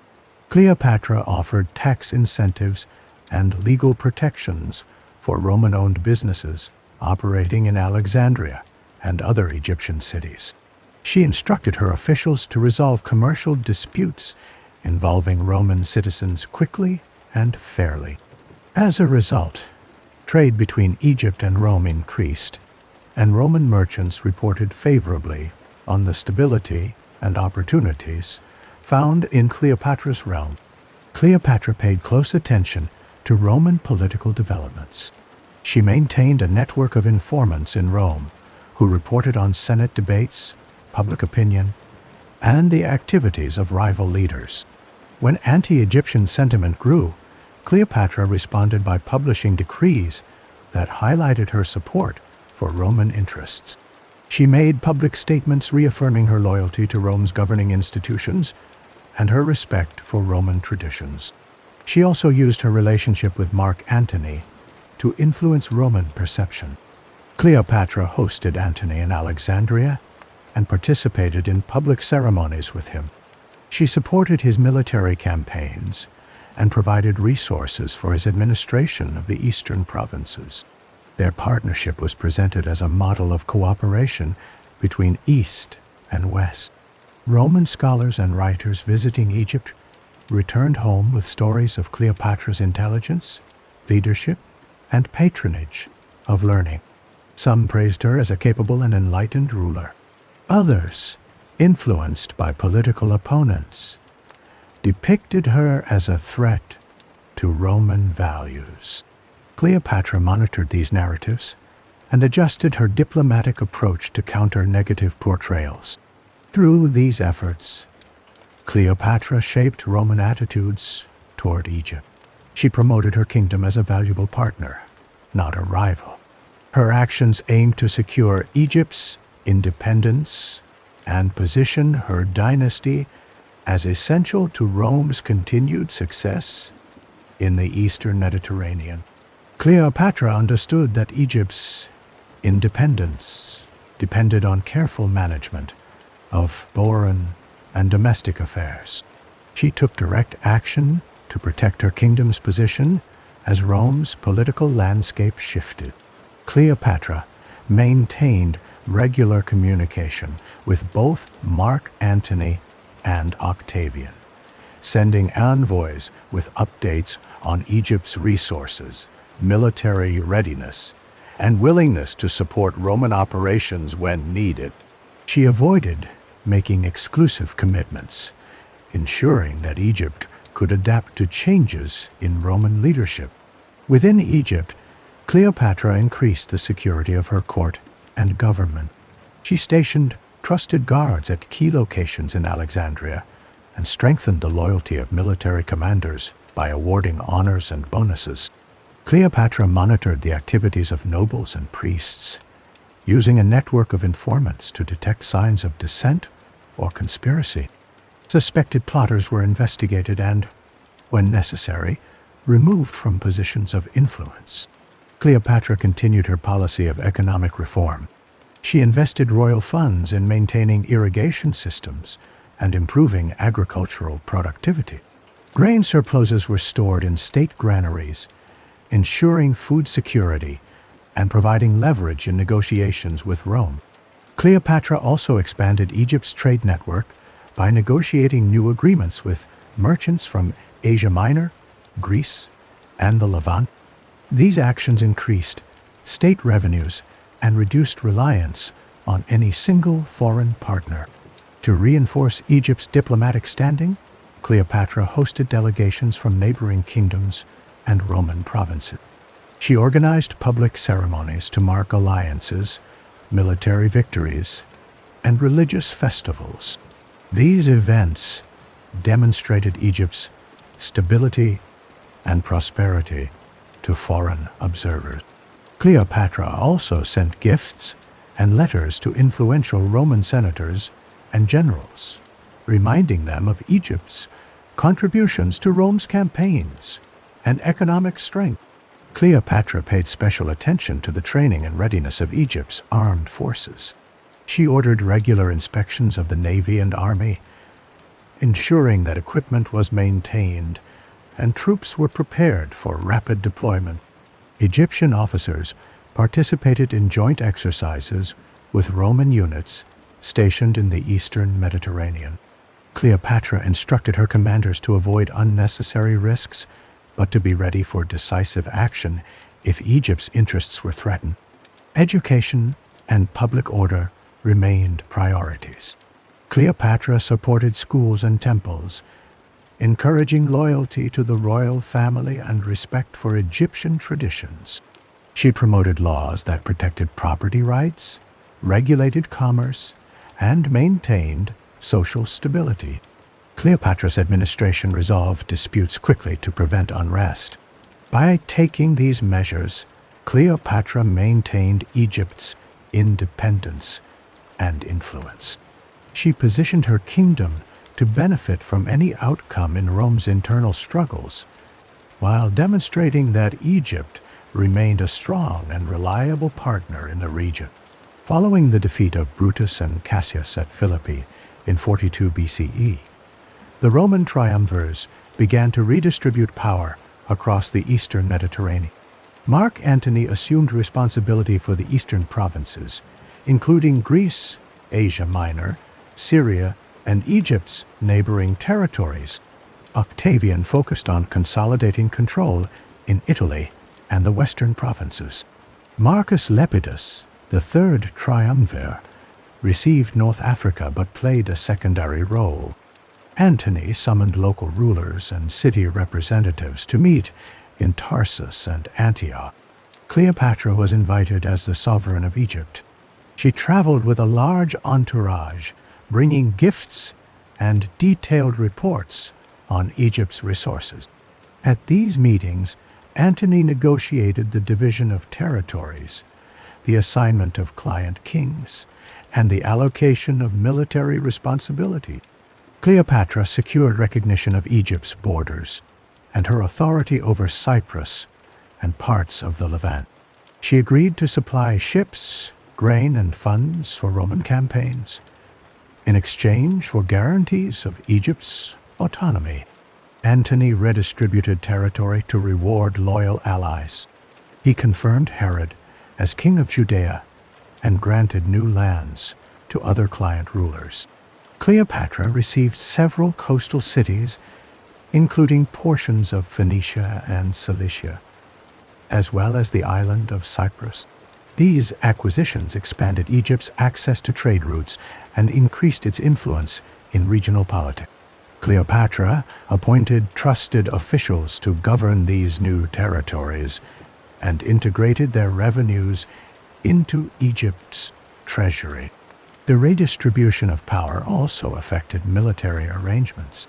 Antony stationed Roman garrisons in key cities and ports to maintain order and secure supply lines. Egyptian forces operated alongside Roman troops in joint operations against piracy and local uprising. Cleopatra's navy patrolled the eastern Mediterranean, protecting merchant convoys and supporting Roman campaigns. Antony and Cleopatra formalized their alliance through a series of written agreements. These documents specified Egypt's contributions to Roman operations, the mutual defense of shared interests, and the recognition of Caesarion as Cleopatra's co-ruler. Cleopatra sent regular reports to Antony on the state of Egypt's resources, troop movements, and political developments in neighboring regions. The redistribution of power created new opportunities for Egypt, but also introduced new risks. Cleopatra monitored the activities of rival client kings and maintained diplomatic contacts with Roman commanders.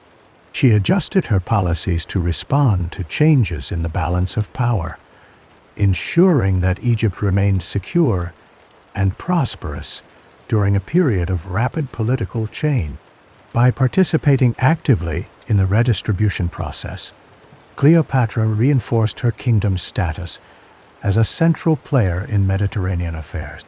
Cleopatra maintained a careful approach to diplomacy as the political situation in Rome and the eastern Mediterranean continued to shift.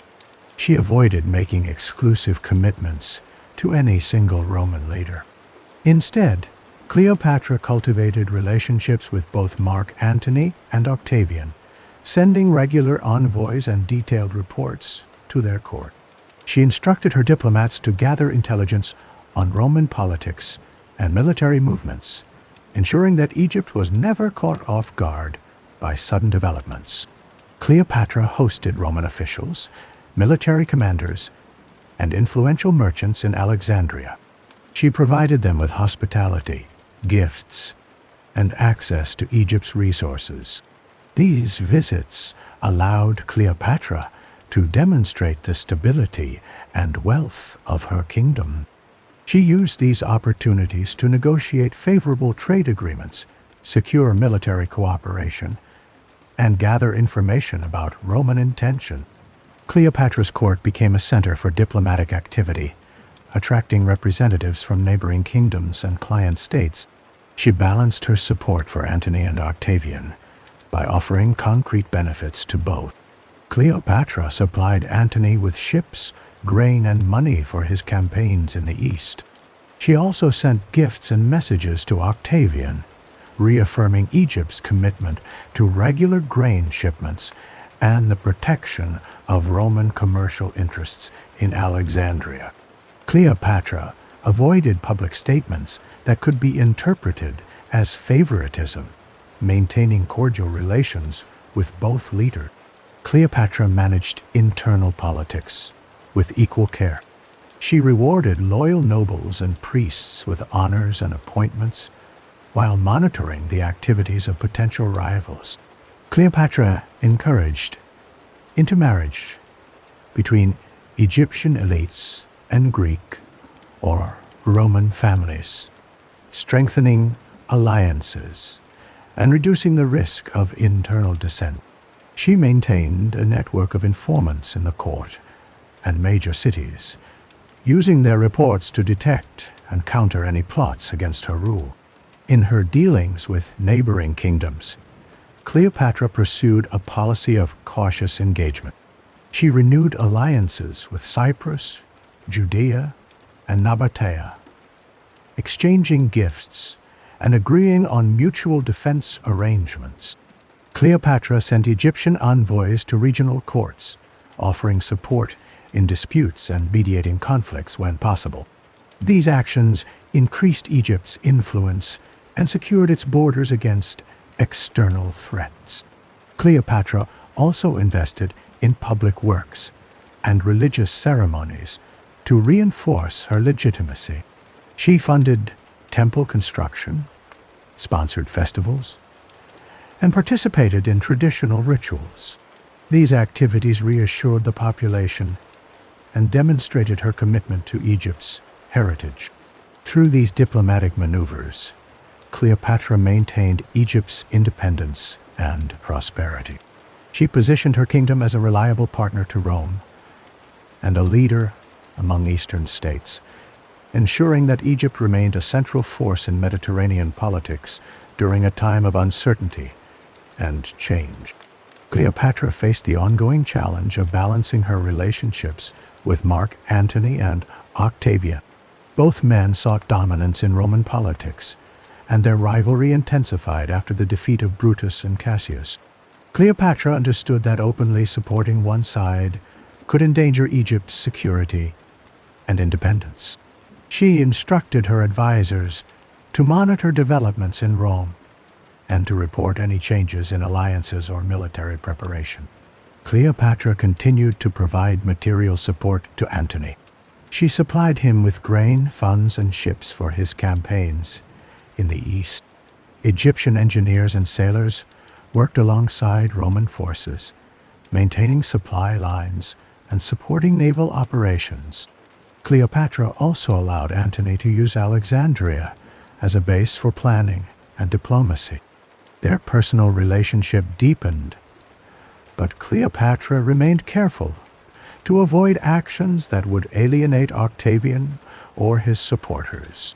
At the same time, Cleopatra maintained diplomatic contact with Octavian.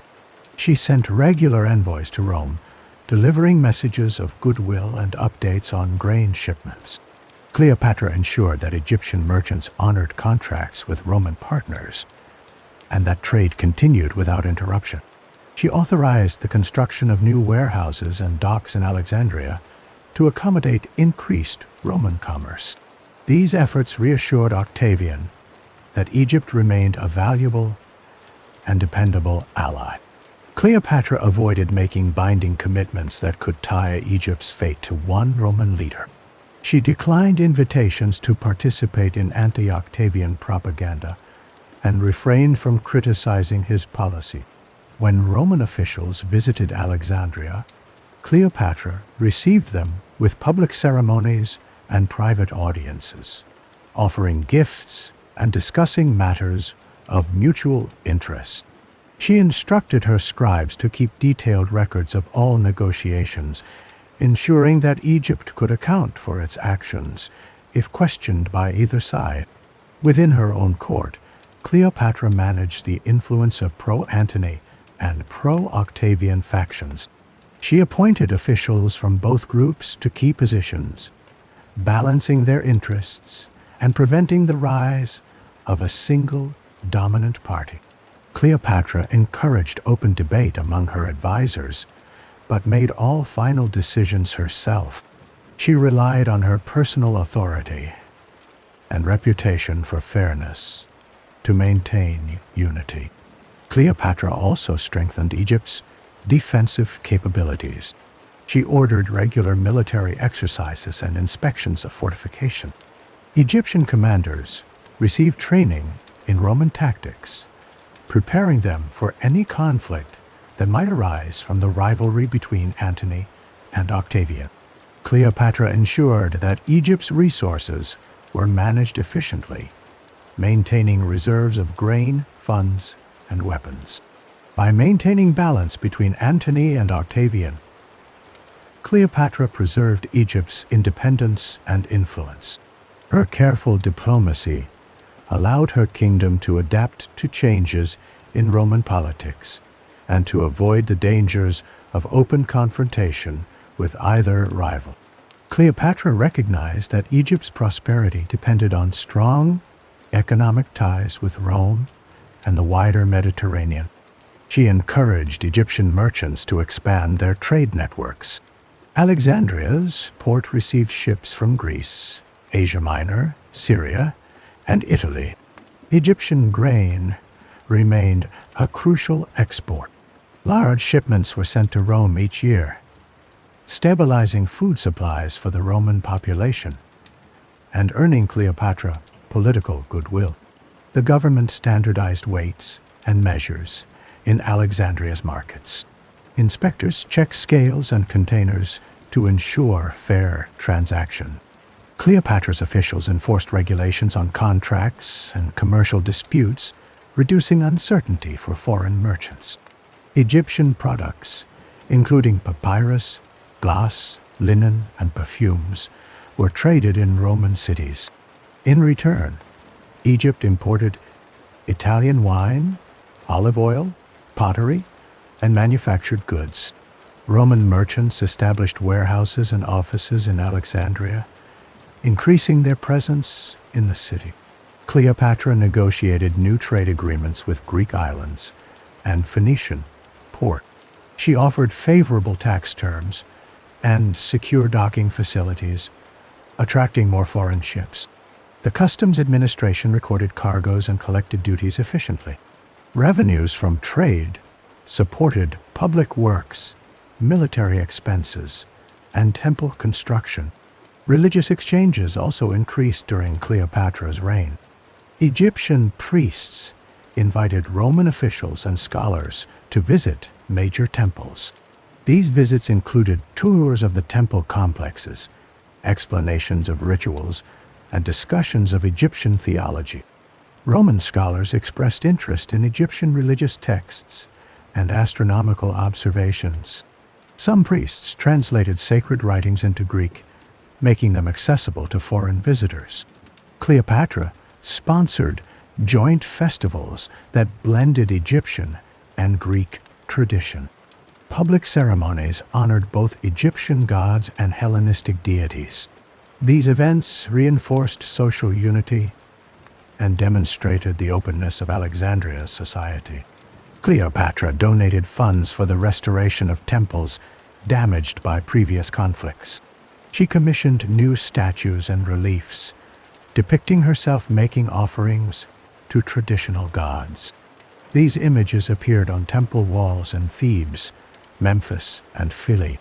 The royal court welcomed delegations from Roman religious colleges. Cleopatra arranged audiences with leading priests and philosophers. Discussions covered topics such as the afterlife, the role of the pharaoh, and the interpretation of omen. Roman visitors brought gifts for Egyptian temples, including silver votive objects and inscriptions in Latin and Greek. Cleopatra's policies encouraged mutual respect between Egyptian and Roman religious leaders. She supported the study of Egyptian science and medicine by foreign scholars. The Library of Alexandria provided access to manuscripts for visiting intellectuals.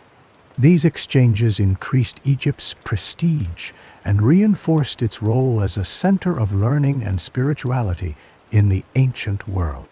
As Cleopatra's influence in the Eastern Mediterranean grew, so did criticism from Rome.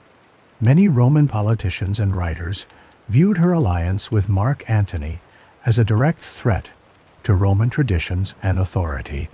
Octavian and his supporters led a campaign to portray Cleopatra as a dangerous foreign ruler who sought to control Roman affairs. They accused her of manipulating Antony and using Egypt's wealth to corrupt Roman leaders. Roman propaganda described Cleopatra as a seductress who undermined Roman values. Public speeches in the forum warned of the dangers of Eastern luxury and foreign customs. Poets and pamphleteers circulated stories about Cleopatra's supposed extravagance and her influence over Antony's decisions. They claimed that Antony had abandoned his Roman wife, Octavia, and legitimate responsibilities for the sake of his relationship with Cleopatra. Octavian's administration produced coins and public declarations depicting Cleopatra as an enemy of Rome. Official announcements accused her of plotting to install Caesarion as Caesar's heir and to create a new dynasty that would rule both Egypt and Rome. These charges were repeated in Senate debates and in letters sent to Roman provinces. Statues and images of Cleopatra and Antony were removed from public spaces in Italy. Roman historians and orators described the alliance between Egypt and Antony as a betrayal of Roman interests.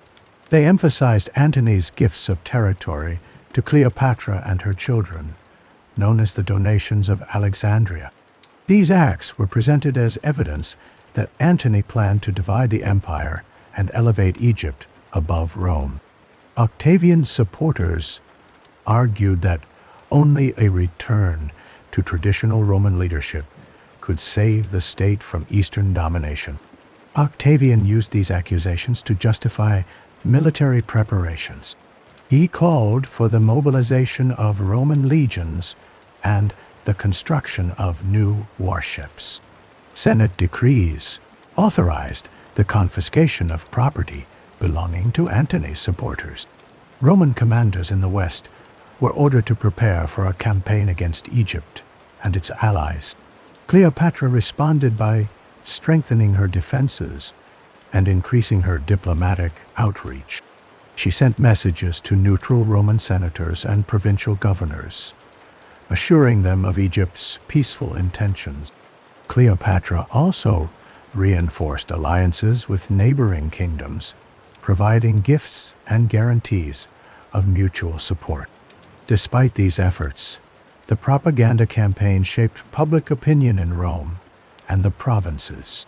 Many Romans came to see Cleopatra as the main obstacle to peace and stability. The stage was set for open conflict between Rome and Egypt, with Octavian presenting himself as the defender of Roman values against foreign influence. Octavian's campaign against Cleopatra intensified in 32 BCE. He persuaded the Roman Senate to declare war, not on Mark Antony directly, but on Cleopatra herself. This decision was unusual. Roman declarations of war typically named rival states or rebellious generals, not individual monarchs. Octavian's choice reflected his strategy to present Cleopatra as the true enemy of Rome. Official proclamations described Cleopatra as a foreign queen who threatened the safety and traditions of the Roman Republic. Octavian's supporters distributed pamphlets and speeches throughout Italy, repeating accusations of corruption, decadence, and manipulation. They claimed that Cleopatra sought to rule Rome through Antony and to establish Caesarion as Caesar's heir in defiance of Roman law. Cleopatra's image appeared in Roman art and theater as a symbol of Eastern excess and danger. Playwrights and poets depicted her as cunning and seductive. Public statues and paintings emphasized her foreign dress and royal regalia. These portrayals reinforced the idea that Cleopatra was fundamentally different from Roman women and rulers. The propaganda campaign shaped public opinion, making it easier for Octavian to justify military action. Antony's political opponents used Cleopatra's presence in his camp to question his loyalty. They argued that Antony had abandoned Roman customs and was now under the influence of an Eastern monarch. Reports from the eastern provinces described joint ceremonies in Alexandria, where Antony and Cleopatra appeared together as equals.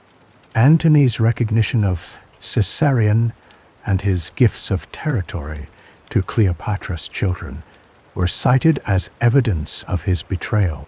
In Egypt and the eastern Mediterranean, Cleopatra became a symbol of resistance to Roman domination. She issued proclamations defending her right to rule and emphasizing Egypt's independence. Cleopatra appeared in public ceremonies, wearing the traditional regalia of a pharaoh. She addressed the people of Alexandria and the priesthood, calling for unity and loyalty in the face of foreign threat. Cleopatra also mobilized Egypt's resources for war. She ordered the construction of new ships and the recruitment of additional soldiers. Egyptian craftsmen worked day and night to supply the army and navy. Cleopatra coordinated with Antony's commanders to prepare for a major confrontation with Octavian's forces. As the conflict escalated, Cleopatra's role as a political symbol intensified. In Rome, she represented the dangers of foreign influence and the need for national unity. In Egypt, she embodied the struggle for sovereignty and the defense of ancient traditions.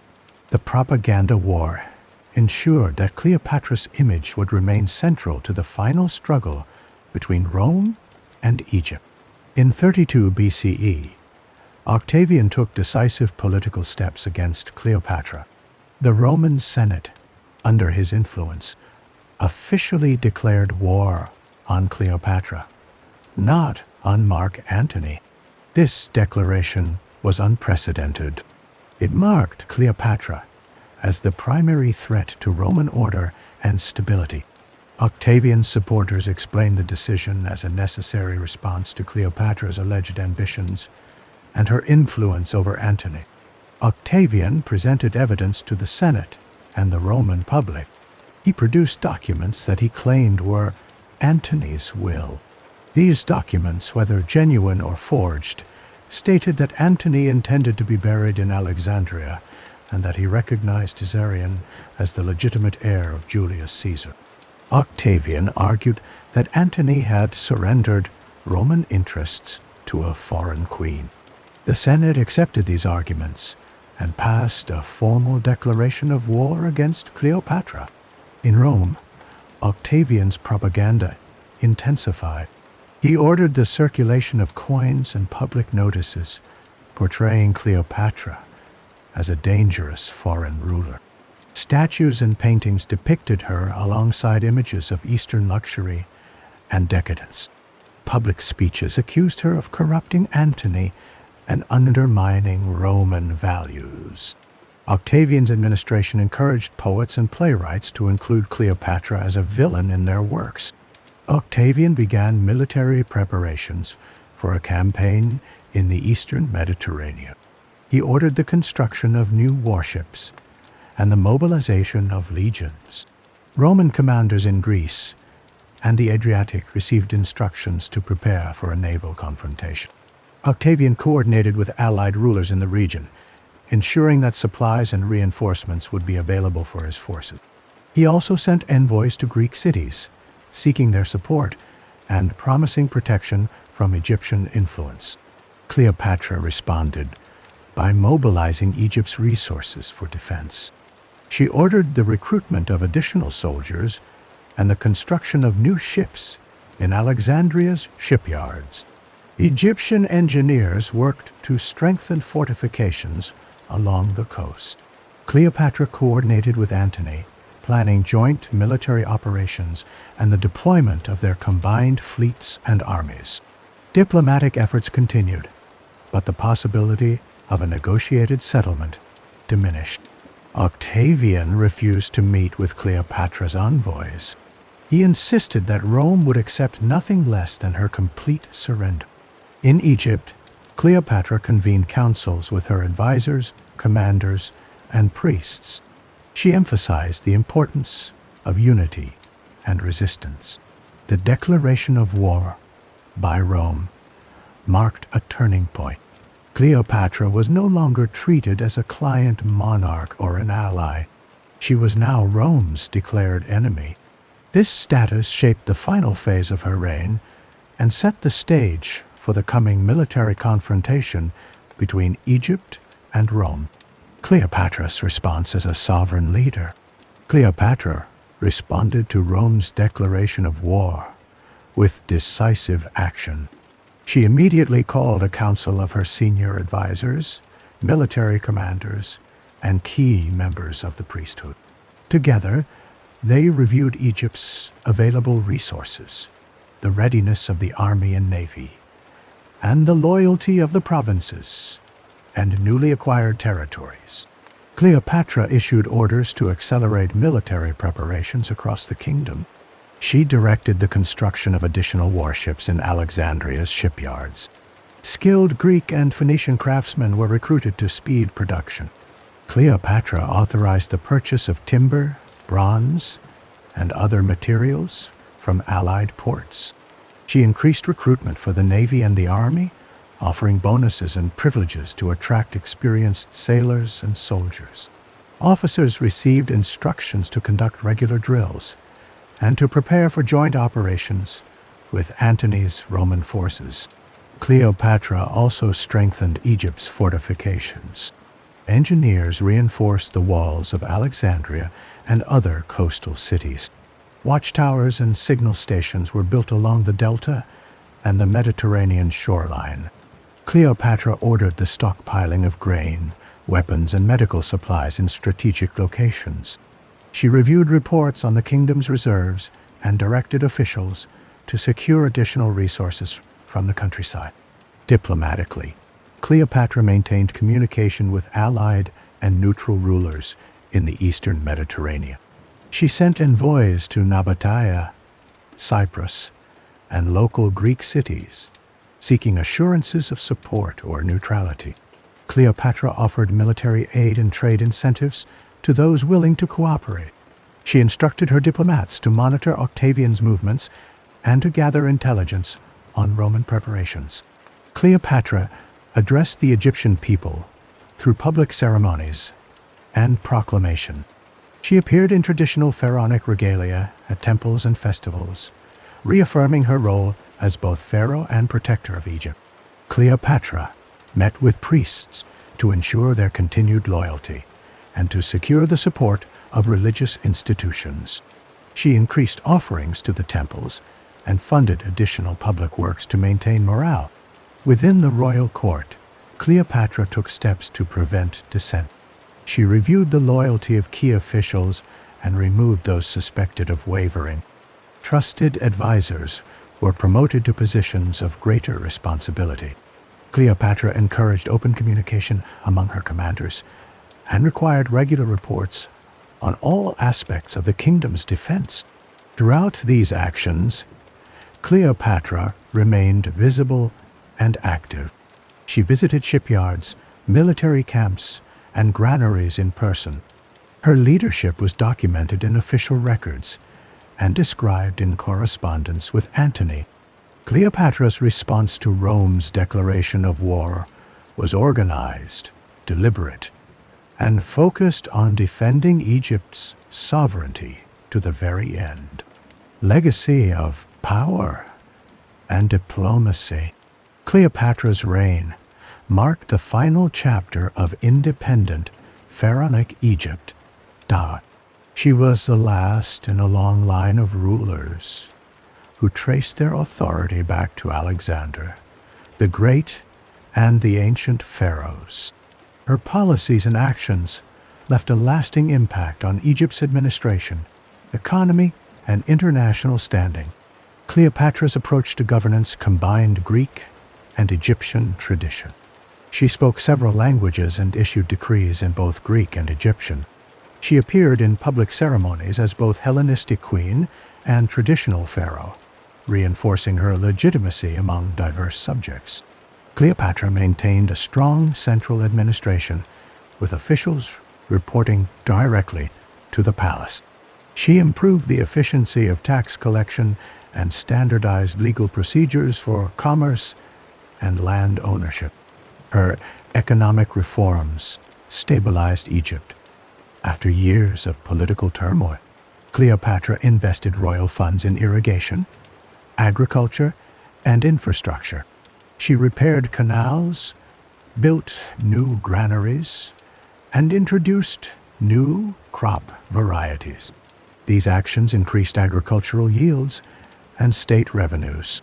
She promoted trade by standardizing contracts, protecting merchant rights, and expanding Egypt's commercial networks across the Mediterranean. Cleopatra's diplomacy was marked by adaptability and skill. She negotiated with Rome's leading figures, including Julius Caesar, Mark Antony, and Octavian. She used Egypt's resources, grain, ships, and money to secure favorable terms and maintain Egypt's autonomy. Cleopatra formed alliances with neighboring kingdoms and managed relations with powerful priesthoods and local elites. Her ability to navigate shifting political landscapes delayed direct Roman annexation for nearly 2 decades. The royal court under Cleopatra became a center of learning and cultural exchange. She supported the Library of Alexandria and patronized scholars, scientists, and artists. Egyptian religious and philosophical traditions attracted interest from Greek and Roman visitors. Cleopatra encouraged the translation of Egyptian texts and the study of local history and science. Cleopatra's efforts to secure her dynasty centered on her son, Caesarion. She elevated him as co-ruler and sought recognition of his status from Rome and other powers. Despite her attempts, Caesarion's reign was brief. After Cleopatra's defeat and death in 30 BCE, Octavian ordered Caesarion's execution, ending the Ptolemaic line. The annexation of Egypt by Rome transformed the kingdom into a Roman province. However, many of Cleopatra's reforms in administration, agriculture, and commerce continued under Roman rule. Her reign is remembered for its ambition, resilience, and the complex diplomacy that defined the final years of independent Egypt. Cleopatra's legacy endures as a symbol of political skill and cultural achievement in the ancient world.